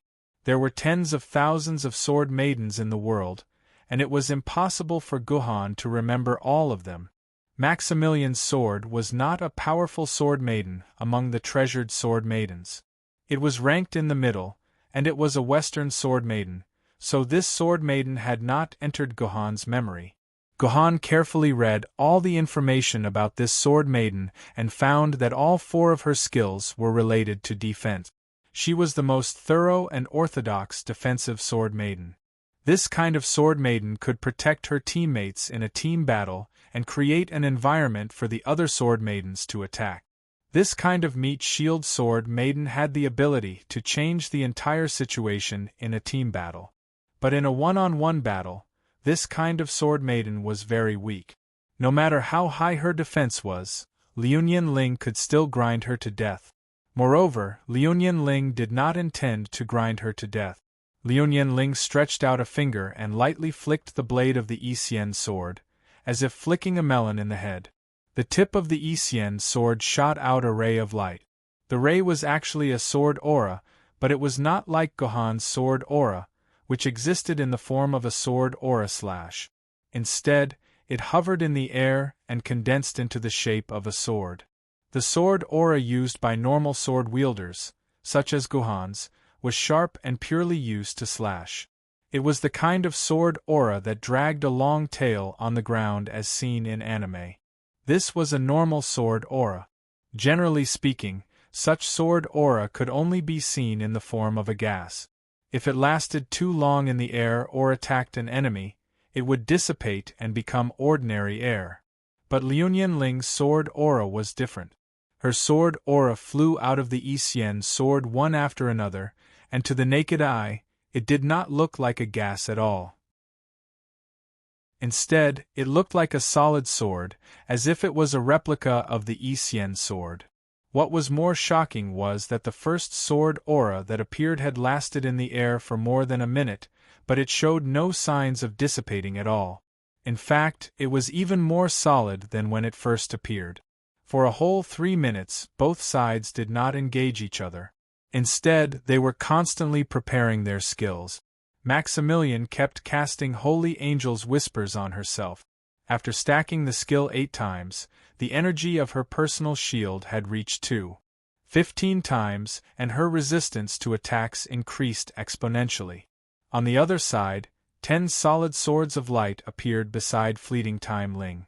Each of the swords of light emitted an aura that struck fear into the hearts of his opponents. This is the 100 million sword technique of the Liunian clan. Ashma's voice trembled when he saw the light swords. The 100 million sword technique of the Liunian clan was famous for its power. It was known as the best sword technique in the world.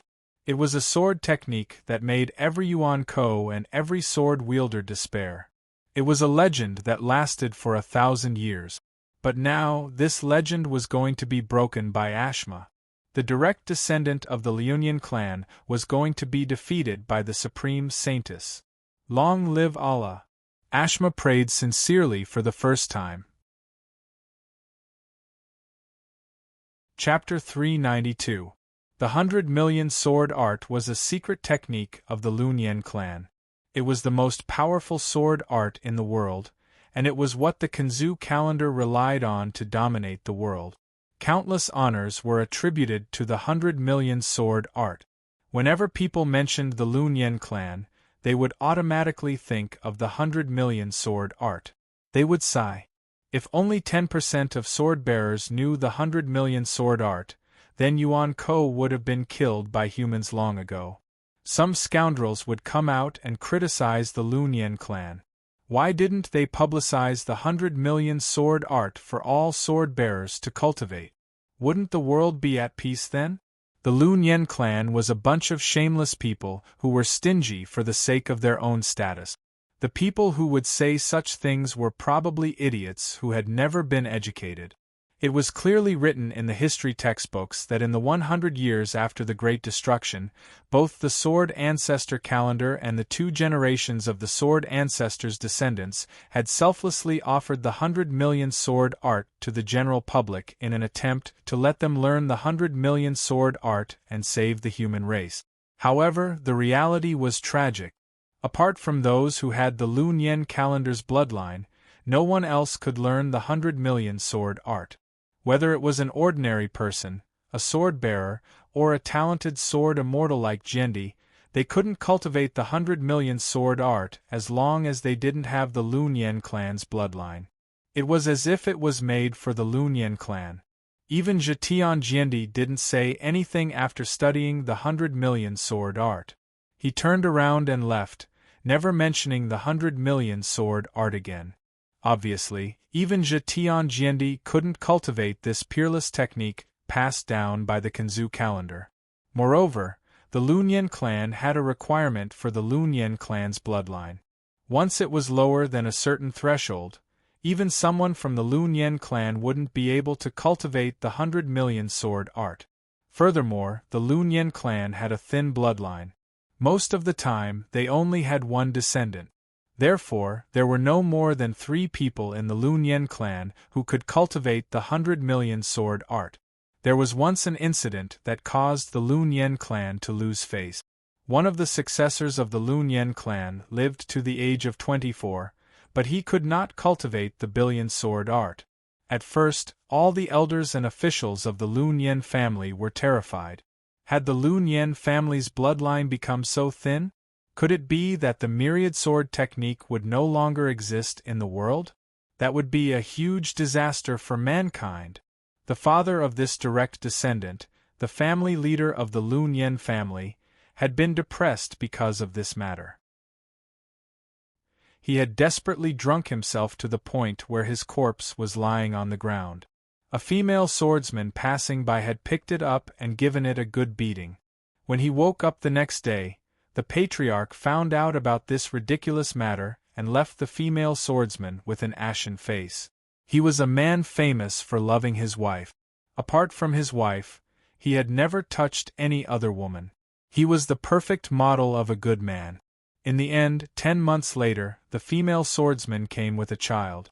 She said that the child was the son of the patriarch of the Lunyen family and had to be raised by the Lunyen family.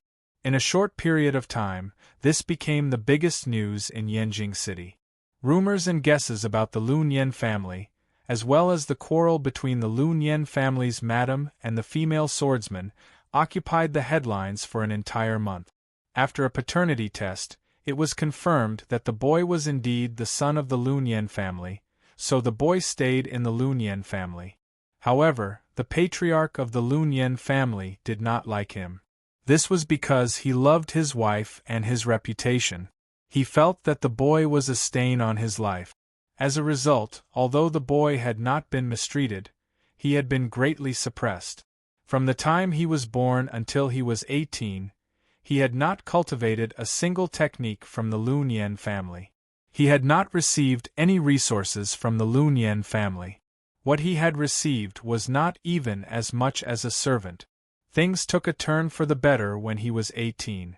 Although his father was unwilling, according to the rules of the Sword Council, the boy was given the opportunity to synchronize with an ancient sword.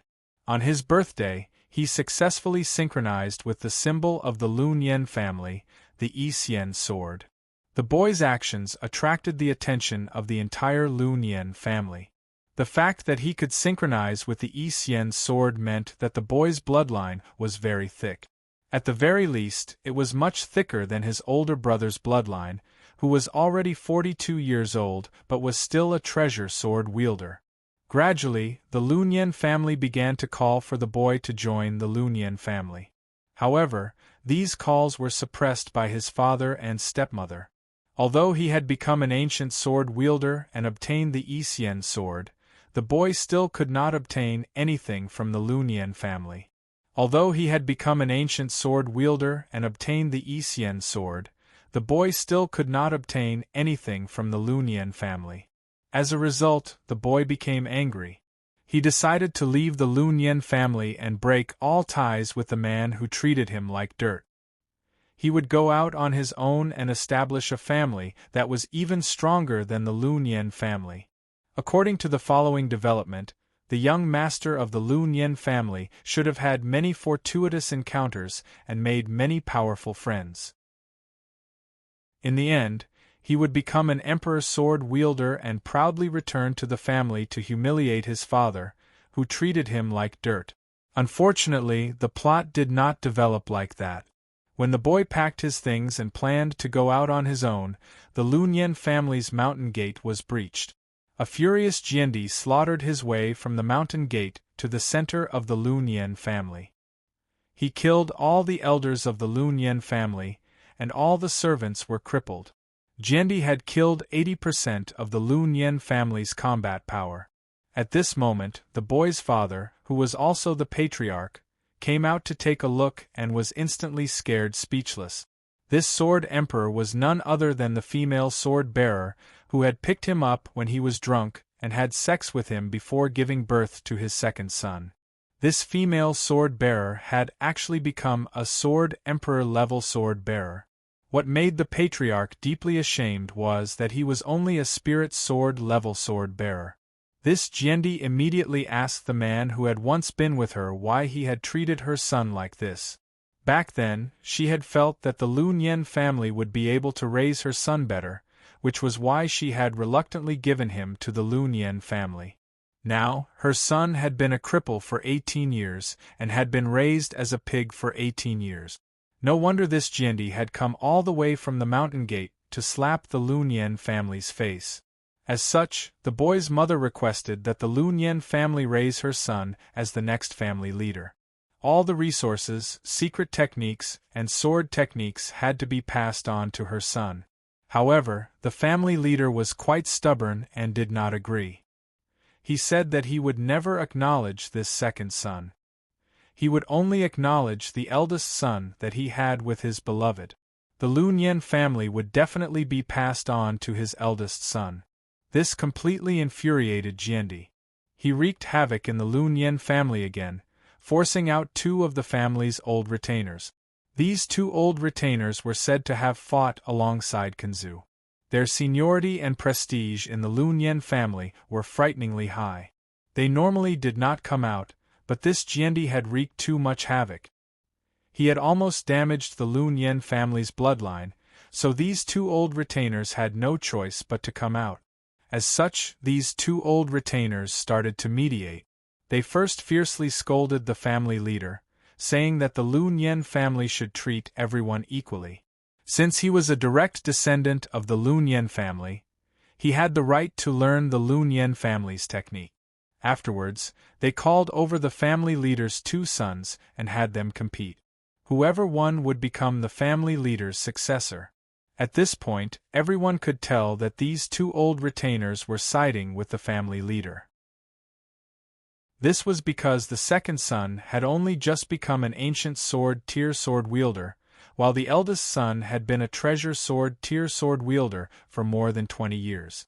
He had also learned the Lun Yen family's peak sword techniques and secret technique. No matter what, the eldest son should have been the winner, not the second son who knew nothing. In the end, something laughable happened.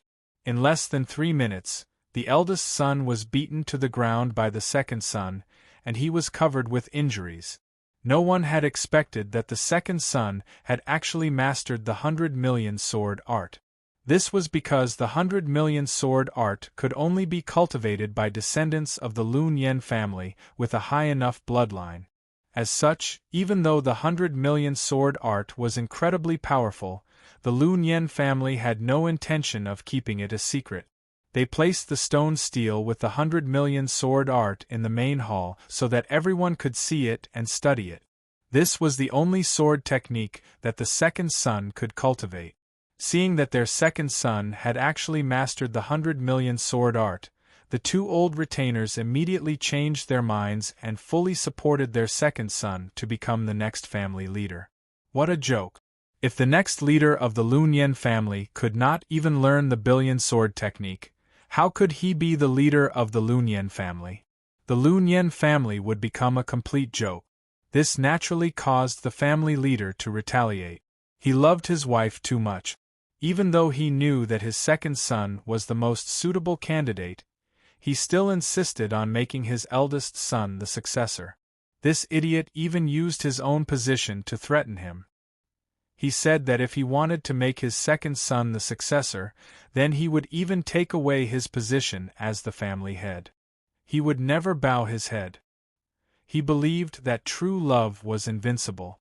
Unfortunately, while he believed that true love was invincible, it didn't mean that the 2 old men believed that true love was invincible. Furthermore, his second son had a sword dharch as his mother. This was an important connection for the Lun Yen clan. As a result, the 2 old antiques had called a family meeting to expel the patriarch that very day. Afterward, the second son had been promoted to the position of patriarch, and the second son had become the youngest patriarch in the history of the Lun Yen family. Then, the second son, who had inexplicably become the head of the family, announced his first order, which was to capture the eldest son and his father. Don't get me wrong, he wasn't stupid enough to take revenge on his biological father at this time. He just forcibly extracted the blood of the two people, and then went to do a paternity test. As a result, the greatest joke in the history of the Lun Yen family was born. The eldest son, whom the family leader had protected so much, and whom he had risked his position to protect, was actually not a child of the Lun Yen family, but a bastard child of the family leader's wife and next-door neighbor, Old Wang. Furthermore, the two of them had been in an adulterous relationship for more than 40 years. A few days before Jiendi had attacked, the two of them had even had sex and dreamed about the beautiful future of the Lun Yen family becoming the Old Wang family. Needless to say, the two adulterers were torn to shreds by the enraged old antique, while the eldest son was chased out of the Lionian clan. As for the patriarch who had almost ended the Lionian clan's legacy, he was locked up in the ancestral land forever to reflect on his mistakes. In fact, he didn't need to be locked up. The moment he found out the truth, he went crazy. The Lun Yen family did everything they could to cover it up, even erasing the family leader's name from their genealogy and treating him as if he didn't exist. But they still couldn't stop this joke from spreading throughout the human world, and even Yuan Ko's side learned about it. After that, the Lun Yen family set up a new rule. In any case, the heir of the family leader had to learn the myriad sword art, and anyone who couldn't could do a paternity test, right? There was one more thing to explain. This female Jiendi's title was Blood Wan Jiendi, and her son later became the fourth Jiendi of the Lun Yen family, Jili Jiendi. They were the only mother and son pair in history who had fought against the Sword Emperor. The eldest son, who had been chased out of the family, had a beautiful daughter, who later married an immortal sword wielder and gave birth to a daughter. After many years, this daughter grew up and became the famous Ming Yuan Jiendi. There was nothing more interesting in the world than this. Chapter 393. Miss Lun Ling, don't you think it's a bit too much to use the billion swords technique against an ordinary sword wielder? Ashma, who was wearing a veil, said angrily. Indeed, using the billion swords technique was a bit too much. Since when do I, Lun Ling, need you Jerusalemites to meddle in my affairs? Lun Ling sneered. The 10 light swords flying around her seemed to have received some kind of order. They shot out like arrows, stabbing toward Abdul. Originally, Lun Ling did not want to use the billion swords technique against the Jerusalemite. After all, they were also sword-bearers. Although there was a huge difference in ethnic conflicts, it could not hide the fact that Jerusalemites were the backbone of humanity. However, Ibrahim's actions had completely angered Lun Ling. He had used such a despicable move just to break through her personal shield, and he was not even willing to give Lun Ling 3 minutes to recover. How could Lun Ling not be angry? Therefore, Lun Ling decided to use the billion swords technique to send Abdul away. If he knew what was good for him, he would immediately surrender. Otherwise, he would end up in a medical pod like Ibrahim. Defend. Abdul, order Maximilian to defend with all her might. She cannot dodge the attack of the billion swords technique. Ashma said loudly to Abdul. Although Abdul's forehead was dripping with sweat, Ashma did not want him to give up. Instead, she wanted him to continue fighting. Maximilian, activate the Knight's Guardian form. At Abdul's command, Sword Mistress Maximilian's helmet, which was originally open, immediately closed up. A sturdy mask that only revealed a pair of eyes extended from both sides, protecting Maximilian's entire head. At the same time, Maximilian's body shrank. Like a tortoise, she retracted all her limbs into the armor. Other than her hair, all other parts of her body were protected by the armor. Not a single part of her body was exposed. She became a steel fortress. This was Maximilian's ultimate skill, Knight's Guardian form. She used her sturdy armor to completely protect her body. The armor could withstand damage equivalent to the energy of a close-fitting shield. It was an extremely powerful defensive skill. Fool, Don't you know that there is no turtle shell that our Lunyan clan cannot break? Liuyan Ling mocked him disdainfully. 10 light swords bombarded Maximilian's tortoise shell. A cloud of smoke instantly enveloped the entire battlefield, making it impossible for anyone to see what was going on inside. They only knew that after more than 10 seconds, an extremely disheveled figure rushed out of the thick smoke. The figure was none other than Maximilian. The golden armor that was as mighty as a celestial god's had become tattered. The entire hand armor was gone, while the waist and legs had been sliced open. The golden armor had also turned black, gray, and gold. All in all, this armor was basically ruined. But she had to admit that Maximilian's armor was still on her body, and that was enough. This meant that the defense of Maximilian's armor had not been broken, and Maximilian's personal shield was still intact. After discovering this, Abdul let out a deep sigh of relief. Maximilian lived up to her reputation as the sword mistress. She could actually defend against the attack of the billion swords art. It was said that although the billion swords art was extremely powerful, it consumed a lot of sword essence. He had heard from the saintess that with the little sword essence that Liuyan Ling had, she could only support 2 uses of the billion swords art at most. Right now, Maximilian had only lost the defense of the armor. Maximilian's close-fitting shield was still intact. Even if Liuyan Ling used the billion swords art again, Maximilian would still be able to withstand it. Without the sword essence, even if the opponent was the descendant of the Liuyan family, Abdul could still easily defeat him. If he could defeat the descendant of the Liuyan family, then he would definitely become the hero of Jerusalem and steal many female slaves. Thinking of this, Abdul couldn't help but become excited. Abdul, what are you thinking about? Hurry up and run. Ashima's warning woke Abdul up from his daydream. He raised his head and saw 10 light swords floating in the air again. This time, the light swords were attacking him. Humph, you're using the billion swords art again so soon?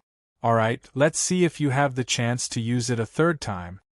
Abdul made up his mind and ordered Maximilian through the sword mark.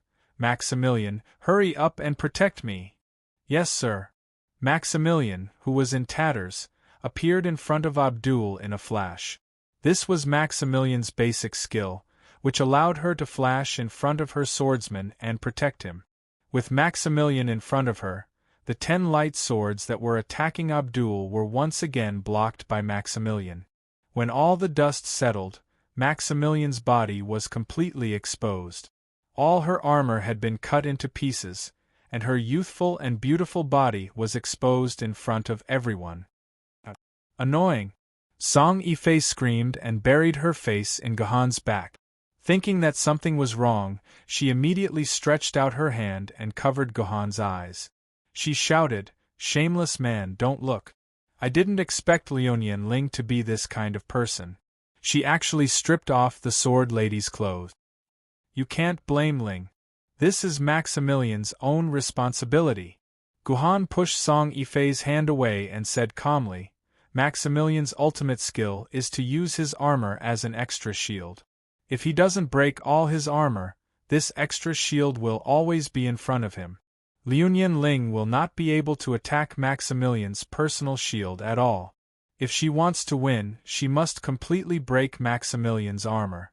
This is not Liuyan Ling's fault. Don't blame Ling wrongly. Ha ha ha ha. Seeing that his sword lady was naked, Abdul not only did not help her cover up, but also jumped out excitedly. He laughed wildly and said, Miss Liuyan Ling, you have already used the billion swords technique twice. Do you still have sword essence left to use it? My Maximilian still has 40% of her shield's energy left. It's impossible for you to defeat her. To think that the descendant of the Liuyan family would lose to me, Abdul. Allah above, your loyal servant Abdul thanks you for your kindness. Is this guy an idiot? Gohan watched Abdul's performance in a daze. Then, he directly put the idiot hat on his head. Has this guy never studied the billion sword skill? Idiot! On the other side, Ashima's face was also livid. How come she had never seen such an idiot in her subordinate? It seemed that she had to exclude him from her future circle. Such a person would definitely ruin her plans in the future. Who told you that this is the second time I've used the billion swords technique? Liu Ling, who was standing in front of Abdul, looked at him as if he was an idiot. Suddenly, 10 dazzling sword lights flew out from the smoke and floated in front of Abdul. They were aimed at Abdul's eyes, almost blinding him. The third time. Abdul was shocked. Liu Ling had used the billion swords technique for the third time. He immediately turned to Ashima and asked in panic, "Lady Ashima, didn't you say that Liu Ling could only use the billion swords technique twice? How can she use it a third time?" "I'm not lying to you, Ibrahim, but this isn't the third sword ray from the billion sword technique. This is the first sword ray," Ashima said with a cold face. "This is the first time." Abdul turned around in fear and muttered, "Why? Why were these 10 sword lights the first sword light? Could it be that the previous 2 attacks were fake? But my Maximilian's armor was completely shattered." "Looks like you never understood our Lun Yen family's billion swords technique." Fleeting Time Ling waved his hand, and the 10 sword auras blossomed like flowers. The heart of the flower was Abdul, who stood rooted to the ground. The 10 sword lights completely surrounded Abdul. As long as they moved towards the center, Abdul would be turned into a pile of minced meat. The billion swords technique's sword lights are not single-use items. She is a real sword mistress. Liu Ling gave Abdul one last explanation, and the 10 sword lights flew towards Abdul without hesitation. "Maximilian, save me!" In his panic, Abdul could only call for his sword mistress' protection. Maximilian also obeyed the command and once again stood in front of Abdul to block him. The 10 sword lights continued to slash and stab at the sword mistress and the sword mistress' personal shields. In the blink of an eye, Maximilian's personal shield shattered, followed by Abdul's personal shield. In less than 5 seconds, the personal shields of the sword mistress and the sword mistress were completely destroyed. "Admit defeat. If you don't, it will be your body that gets hurt," Fleeting Ling replied coldly. In a normal duel between swordsmen, the moment the swordsman's personal barrier was broken, the swordsman would be declared the loser, and the victor would not be able to harm his opponent's body. Humans could not allow the sword mistress to have a deep grudge against each other. All infighting was controlled within a certain range. "Are you kidding me? How can I lose like this?" Abdul grabbed Maximilian's body in front of him and used his sword mistress as a meat shield. He yelled at Ling in a frenzy, "Come on, kill me if you can. Come at me if you can. Scum! Since you want to die, don't blame me." Wrath burned in Fleeting Time Ling's eyes. 10 sword auras pierced through Maximilian's body without hesitation, and pierced through Abdul's body as if they were candied fruits on a stick. "Poochie!" Abdul spat out a mouthful of blood and weakly loosened his grip on Maximilian. Maximilian, on the other hand, stared blankly at his sword-bearer before turning into a beam of light. Finally, he turned into a sword covered in cracks and fell to the ground. After all, she was the one in front of Abdul, so she was the one who bore the brunt of the damage. Even though Liu Ling had held back, Maximilian could not withstand the damage. His durability dropped below 10%, and he reverted to his original form. At the very least, Maximilian would not be used in battle in the trial array. Chapter 394. I admit defeat. Abdul, who was lying on the ground with 4 to 5 holes in his body, was bleeding profusely and could die at any moment, but he used the last of his strength to say that he admitted defeat. Then, he was carried off the stage by Ashma and stuffed into the medical pod. With that, Ashma was the only one left on the Jerusalem side. "Have a good rest. Leave the rest of the battle to me. I will definitely let Liu Ling know how powerful we, the people of Jerusalem, are." Ashma said slowly outside Ibrahim and Abdul's medical pod. Then, she pressed the rapid healing button of the medical pod, and the two white-robed sword-bearers fell into a deep sleep while being enveloped by the nutrient solution. Aya, fighting with Miss Liu Ling is such a disrespectful thing to do. After making arrangements for her two subordinates, Ashma, who was wearing a veil, jumped lightly to the center of the stage. Then, she said with a smile, "Honorable Miss Liu Ling, since you are so powerful, Ashma won't stand on ceremony. Let our battle begin now." This Ashma was indeed the same as her two subordinates. Or rather, these two subordinates were just following her orders. They didn't give any time to rest and immediately started fighting with Liu Ling. They didn't care about the dignity and unspoken rules of a sword-bearer at all.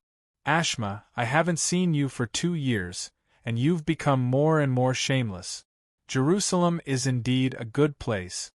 Liu Ling waved her hand, and the 10 sword rays that had just defeated Abdul flew back to Liu Ling's side.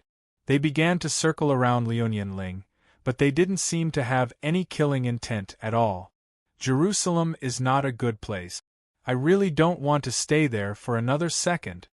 Ashma, who had just been a loyal subject of Jerusalem, immediately changed her expression. Her tone was filled with disgust for Jerusalem. "Ashma, don't tell me you tricked these two fools into the medical pod just to badmouth Jerusalem. You are the saintess of Jerusalem after all, the future prophet's successor. Is it really okay for you to eat like this and scold the chef?" Liu Ling laughed. "It can't be helped. The two of them have been brainwashed since they were young. If I hadn't told them that I had a way to defeat the successor of the Lun Yen clan, they wouldn't have willingly let you send them into the medical pod. Now I can finally speak normally." Ashima snickered, which made Gohan and Song Yifei, who were standing behind Liu Ling, feel their blood run cold. Although Gohan had also sensed that the two white-robed swordsmen seemed to have deliberately injured themselves, Gohan had always believed that it was a battle plot. Ashma must have hoped to use the two cannon fodder's injuries to set up some kind of trap. There must be some hidden killing move against Liu Ling. However, Gohan had never thought that this was actually a method for Ashma to communicate with Liu Ling normally.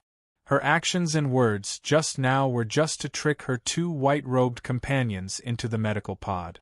"Long time no see, my good sister." No one knew what Ashma's expression was under the veil. She opened her arms excitedly and quickly walked over to Liu Ling. "Long time no see, my good sister." Liu Ling also smiled, and a few drops of tears actually flowed out of her eyes. With a snap of her fingers, she recalled the 10 sword gleams in the air back into the Isian sword. She also opened her arms and hugged Ashma. The two of them were actually playing a show of deep sisterly love. Song Yifei, who was watching below the stage, was dumbfounded. Could the plot twist like this? The two of them hugged for a long time, about 10 minutes without separating. Don't get me wrong, this pair of good sisters did not have lesbian tendencies. They just hugged each other and spoke in a very low voice that only the two of them could hear, and this went on for more than 10 minutes. This was considered concise and to the point. Under normal circumstances, a pair of good sisters who had not seen each other for 2 years would at least talk for a day. Even if that was the case, they would have to lie under the same blanket to talk at night. "You've suffered these 2 years." The two of them finally separated and began to talk in a voice that Gohan could hear. "Of course I've suffered. Jerusalem is not a place for women at all. It's a paradise for men." Ashma pursed her lips mockingly. "Speaking of men, I haven't asked you what's going on with the man and woman behind you. I thought you'd do the same as me and let them fight first before sending them into the medical bay. Our relationship is exposed in front of these two people. If this news gets out, I'm afraid I won't have a good time in Jerusalem. I might even turn from a female slave of Allah to a female slave of all men. Forgive me for being blunt, but I'm afraid none of the 3 of you have the ability to send this man into the medical bay. This woman is no problem. If you want, you can send her in now. Liu Ling smiled. Liu Ling, you. Song Yifei was enraged when he heard that. She could not bully people like that. I can see that you're very good friends. How enviable. I don't have any friends in Jerusalem, Ashma said sadly. Gohan seemed to be able to feel Ashma's pain through the veil. Yes, I promise you that these two people will never tell anyone about our relationship. I trust them. Liu Ling promised Ashma very seriously. Oh, you're so confident. Ashma turned around and looked at Gohan through the veil. This man is very handsome. You trust him so much. Don't tell me he's your boyfriend. You're so annoying. You found out. Liu Ling said shyly. Wait, where did you get shyness from? If you were really shy, shouldn't you be denying that Gohan is your boyfriend? You really have a boyfriend? I just said it casually. This time, it was Ashma's turn to be confused. She knew Liu Ling. She was the descendant of the Liu family. Moreover, she was very proud and had never cared about other men. How could she have a boyfriend? It's true. You can ask him if you don't believe me. Liu Ling pointed at Gohan. Gohan smiled bitterly in his heart, but he could only nod and admit it. He and Liu Ling had an agreement. In front of outsiders, they had to pretend to be a couple. Gohan nodded readily, but it made Song Yifei anxious. When did they become a couple? Song Yifei was so anxious that he kept pinching the soft flesh on Gohan's waist. Although there was a sharp pain in his waist, Gohan still maintained his smile. This calmness was also very impressive. Song Yifei's little movements were all seen by Ashma. She chuckled. Ling, it seems that you have a rival. Your boyfriend seems to be very popular. Which family's descendant is he from? Introduce him to me. Who knows, I might want to snatch him from your hands. It's fine. If you want to snatch him, go ahead. Good things are naturally popular. I, Liu Ling, don't care about things that others don't want to snatch. If you have the ability, you can snatch him from my hands. Liu Ling waved her hand nonchalantly. As for his family background, you've guessed wrong. He's just someone from an ordinary mortal family. He has nothing to do with our circle. You know, I like every man in our circle. From the moment they put on diapers, I see through all of them. Ordinary family. Ashma was shocked again. I didn't think that you, Ling, would like to play the game of a princess and a poor boy. Are you sure that your two ancestors will agree to this? They can't control me. I'm the heir of the Liu clan, not a pawn for them to marry. If the head of the Liu clan can't control his own fate, then the Liu clan should roll down from its position as the #1 clan in the world. It doesn't deserve this position. Liu Ling said proudly. You're always so domineering and do whatever you want. Liu Ling's words seemed to provoke some sadness in Ashma's heart. She shook her head, temporarily dispelling the emotions in her heart. Ling, we've talked about old times. Let's continue the battle. Otherwise, I won't know what to say to those idiots when they wake up. We've only talked for a short while. Liu Ling still had many things to say to Ashma, but from Ashma's tone, it seemed that she had no intention of continuing the conversation. Thus, Liu Ling didn't force it. Then let's start the battle. Show me what you've got. I want to see how strong you've become in the 2 years you've been in Jerusalem. Liu Ling said with her sword in hand. No. Before we fight, I want to see your boyfriend's skills. I want to see if he's worthy of the position of the little princess of the Liu clan. Ashma drew a long sword with a series of Arabic characters on it from her waist. Gohan's eyes narrowed. This should be one of the 6 divine swords of faith of the new green sect, the sword of posterity. But Liu Ling didn't want Gohan to fight. She still wanted to defeat her good sister herself. However, before Liu Ling could object, Gohan leaped into the ring and pressed down on Liu Ling's shoulder. Let me do it. Since someone has called out my name, how can I not accept the challenge? Liu Ling sighed and stopped trying to stop him. Instead, she turned to Gohan and warned, "All right, be careful. Ashma isn't someone to be trifled with. From a certain point of view, I might not be her match. You must be careful." "Don't worry. From a certain point of view, you're not my match either." Gohan smiled and drew his Etienne sword. "You've rested for a day. Etienne, it's time for you to practice." Chapter 395. This heroine's head is still dizzy. Why did you call this heroine out? Etienne rubbed her head and glared at Gohan in dissatisfaction. Don't make this heroine fight so easily. Aren't you good enough yourself? Why don't you fight by yourself? I'm not as good as you, Gohan said sincerely. I'm not as good at fighting as you are. You seem to be quite honest. Etienne nodded in satisfaction. All right, this heroine will accept this fight.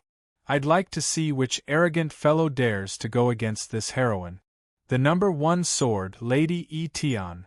Ashma was shocked when she saw the lazy and slightly drunk Etienne appear in the arena. She had only wanted to help Liu Ling test Gohan's character. She had not expected Gohan to take out the heavenly sword. No wonder you've taken a fancy to him. Ling, you have a good eye. You've even pulled out Lady Etienne, who has been silent for 300 years. Ashma began to understand why Liu Ling would become Gohan's girlfriend. However, Ashma was wrong. Before Gohan and the heavenly sword had synchronized, Liu Ling had already taken a liking to Gohan. They had even agreed to pretend to be boyfriend and girlfriend. Can I get to know you? Sir, my name is Ashma. I'm Ling's good friend. She's a good bestie. She's a good bestie, Ashma said softly through the veil. Gohan. Gohan's answer was simple and clear. Gohan? Your surname is Gu? Ashma suddenly recalled a description in the new Green Sect's classic, the New Holy Quran. Her heart skipped a beat, and she began to have other thoughts about Gohan. However, Ashima didn't speak of this directly. She nodded and spoke gently. Even though I'm clearly aware that I'm no match for Lady Heaven Reliance, I'm still bold enough to use the future sword to offend you.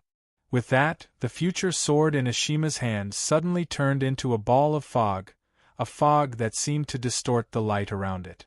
As for what was inside the fog, it was impossible to see clearly. Is this one of the 6 divine swords of faith of the New Green Church? Just like her introduction, she's always shrouded in mystery. Gohan praised sincerely. The 6 divine swords of faith were like this. Apart from the angelic sword that had the appearance of an angel, the other 5 divine swords were forever hidden in the fog. No one could see their appearance clearly, as if they had no physical form. In response to this, many people suggested that the human Great Sword Council remove the 6 divine swords of faith from the list of sword maidens. However, they were all rejected by the council. This was because apart from not having a physical form, the 6 divine swords of faith had the same characteristics as the other sword maidens. Therefore, after a long discussion, they finally determined that this form of fog was also one of the forms of the sword maidens, and the sword maidens didn't have to look like women.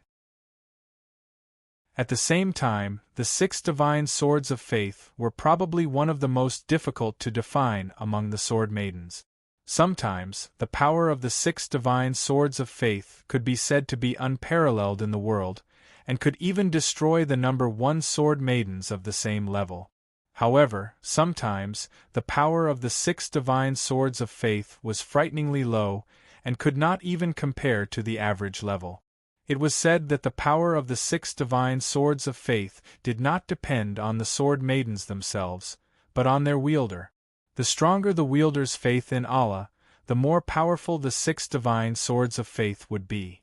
From this point of view, Ashima's future swords of faith should be one of the weaker ones. This could be seen from her attitude toward Lengthened City, which was full of disdain and mockery. However, when they actually fought, Gohan felt a huge pressure from future swords of faith. It would probably not be easy for the heavenly sword to deal with this opponent. Future Swords of Faith's fighting style was very special. Because she did not have a physical form, she never personally participated in the battle. Instead, like her name suggested, she fought by intercepting the future of others. What did intercepting the future mean? You'll know when you see what happens next. Gohan was the third time Heavenly Sword had appeared. The first time was Jitian. According to the time, Ala Jiendi would only be born in another 200 years, so naturally, future Swords of Faith had not appeared. The second time was a certain Sword Immortal. He had a falling out with Heavenly Sword when he was still a famous sword. Since then, Heavenly Sword had been trapped in its scabbard and had never been used. Naturally, it had never had the experience of fighting against future Swords of Faith. The third time was Gohan. This was the first time Heavenly Sword had fought against future Swords of Faith. Therefore, Heavenly Sword was completely unfamiliar with future Swords of Faith. Even though Gohan had told her through the sword mark that future Swords of Faith's fighting style was intercepting the future, Heavenly Sword was still confused. She did not understand what intercepting the future meant or how it fought. However, Heavenly Sword soon understood what was going on. Intercepting future Swords of Faith. A somewhat hoarse voice was heard from within the fog. Could this be the voice of future Swords of Faith? It seemed that future Swords of Faith was also a sword mistress with a soul and even a physical body. It was not just the fog that some people were talking about, Gohan thought to himself. Gohan was able to gather very little information about future Swords of Faith, because most of the people who had seen future Swords of Faith in battle were followers of the Green Church. Followers of the Green Church never went online. If it wasn't for the fact that they wanted to maintain a certain level of contact with other cities, they might have even gotten rid of the internet in their base cities.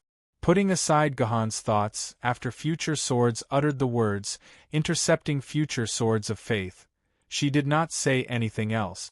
However, the next moment, a tall and slender girl walked out of the fog. She had a heroic face, a long sword on her back, a gourd in her hand, and the way she kept pouring wine into her mouth. This girl was clearly Heavenly Sword herself. F***ck, why is there another me? Heavenly Sword could not believe her eyes. Was the person who walked out of the fog really herself? That's not you, or should I say, that's the future you. Just as Heavenly Sword was feeling confused, Gohan's explanation reached her ears through the sword mark. Intercepting future Swords of Faith is pulling your future self from the future to the present, and then turning you into a puppet controlled by future Swords of Faith to fight. That's my future self? Heavenly Sword suddenly felt her balls ache. Oh wait, Heavenly Sword was a sword mistress, she didn't have balls. Heavenly Sword suddenly felt her boobs ache, but she was also a little excited. Back when she fought with Jitian, she had fought all kinds of enemies, but fighting with herself was something she had never experienced before. Just thinking about it made her a little excited. Then let me see just how powerful my future self is. Heavenly Sword let out a long roar, and her body instantly turned into a bolt of lightning, charging towards her future self. Future Heavenly Sword's reaction was also very fast. When Heavenly Sword charged over, she immediately raised her Heavenly Sword. The two Heavenly Swords clashed, clashing for several dozen times. The two of them had a tacit understanding, not using any skills, only competing with the purest form of swordsmanship. However, from the looks of it, future Heavenly Sword's swordsmanship was inferior to the real Heavenly Sword. After several dozen moves, future Heavenly Sword was already at a disadvantage. The real Heavenly Sword broke through her swordsmanship's defenses, and she fiercely slashed her body several times. Only Du Kong. In the end, the future Heavenly Sword could no longer endure being suppressed, and used a basic skill that only Du Kong could use. The Heavenly Sword's blade instantly emitted traces of burning flames, as if it was burning alcohol. This was a skill that the future heavenly sword had used to forcefully endure 3 attacks from the real heavenly sword before landing on the real heavenly sword. After being hit, a trace of red appeared on the real heavenly sword's face. She was currently in a drunken state, and her movement speed and attack speed had decreased significantly. At the same time, she also had to endure 100 points of burning damage per second. Damn, you're shameless. We agreed that we wouldn't use skills. The real heavenly sword quickly took a few steps back, putting some distance between herself and future heavenly sword. However, after saying this, future heavenly sword regretted her words.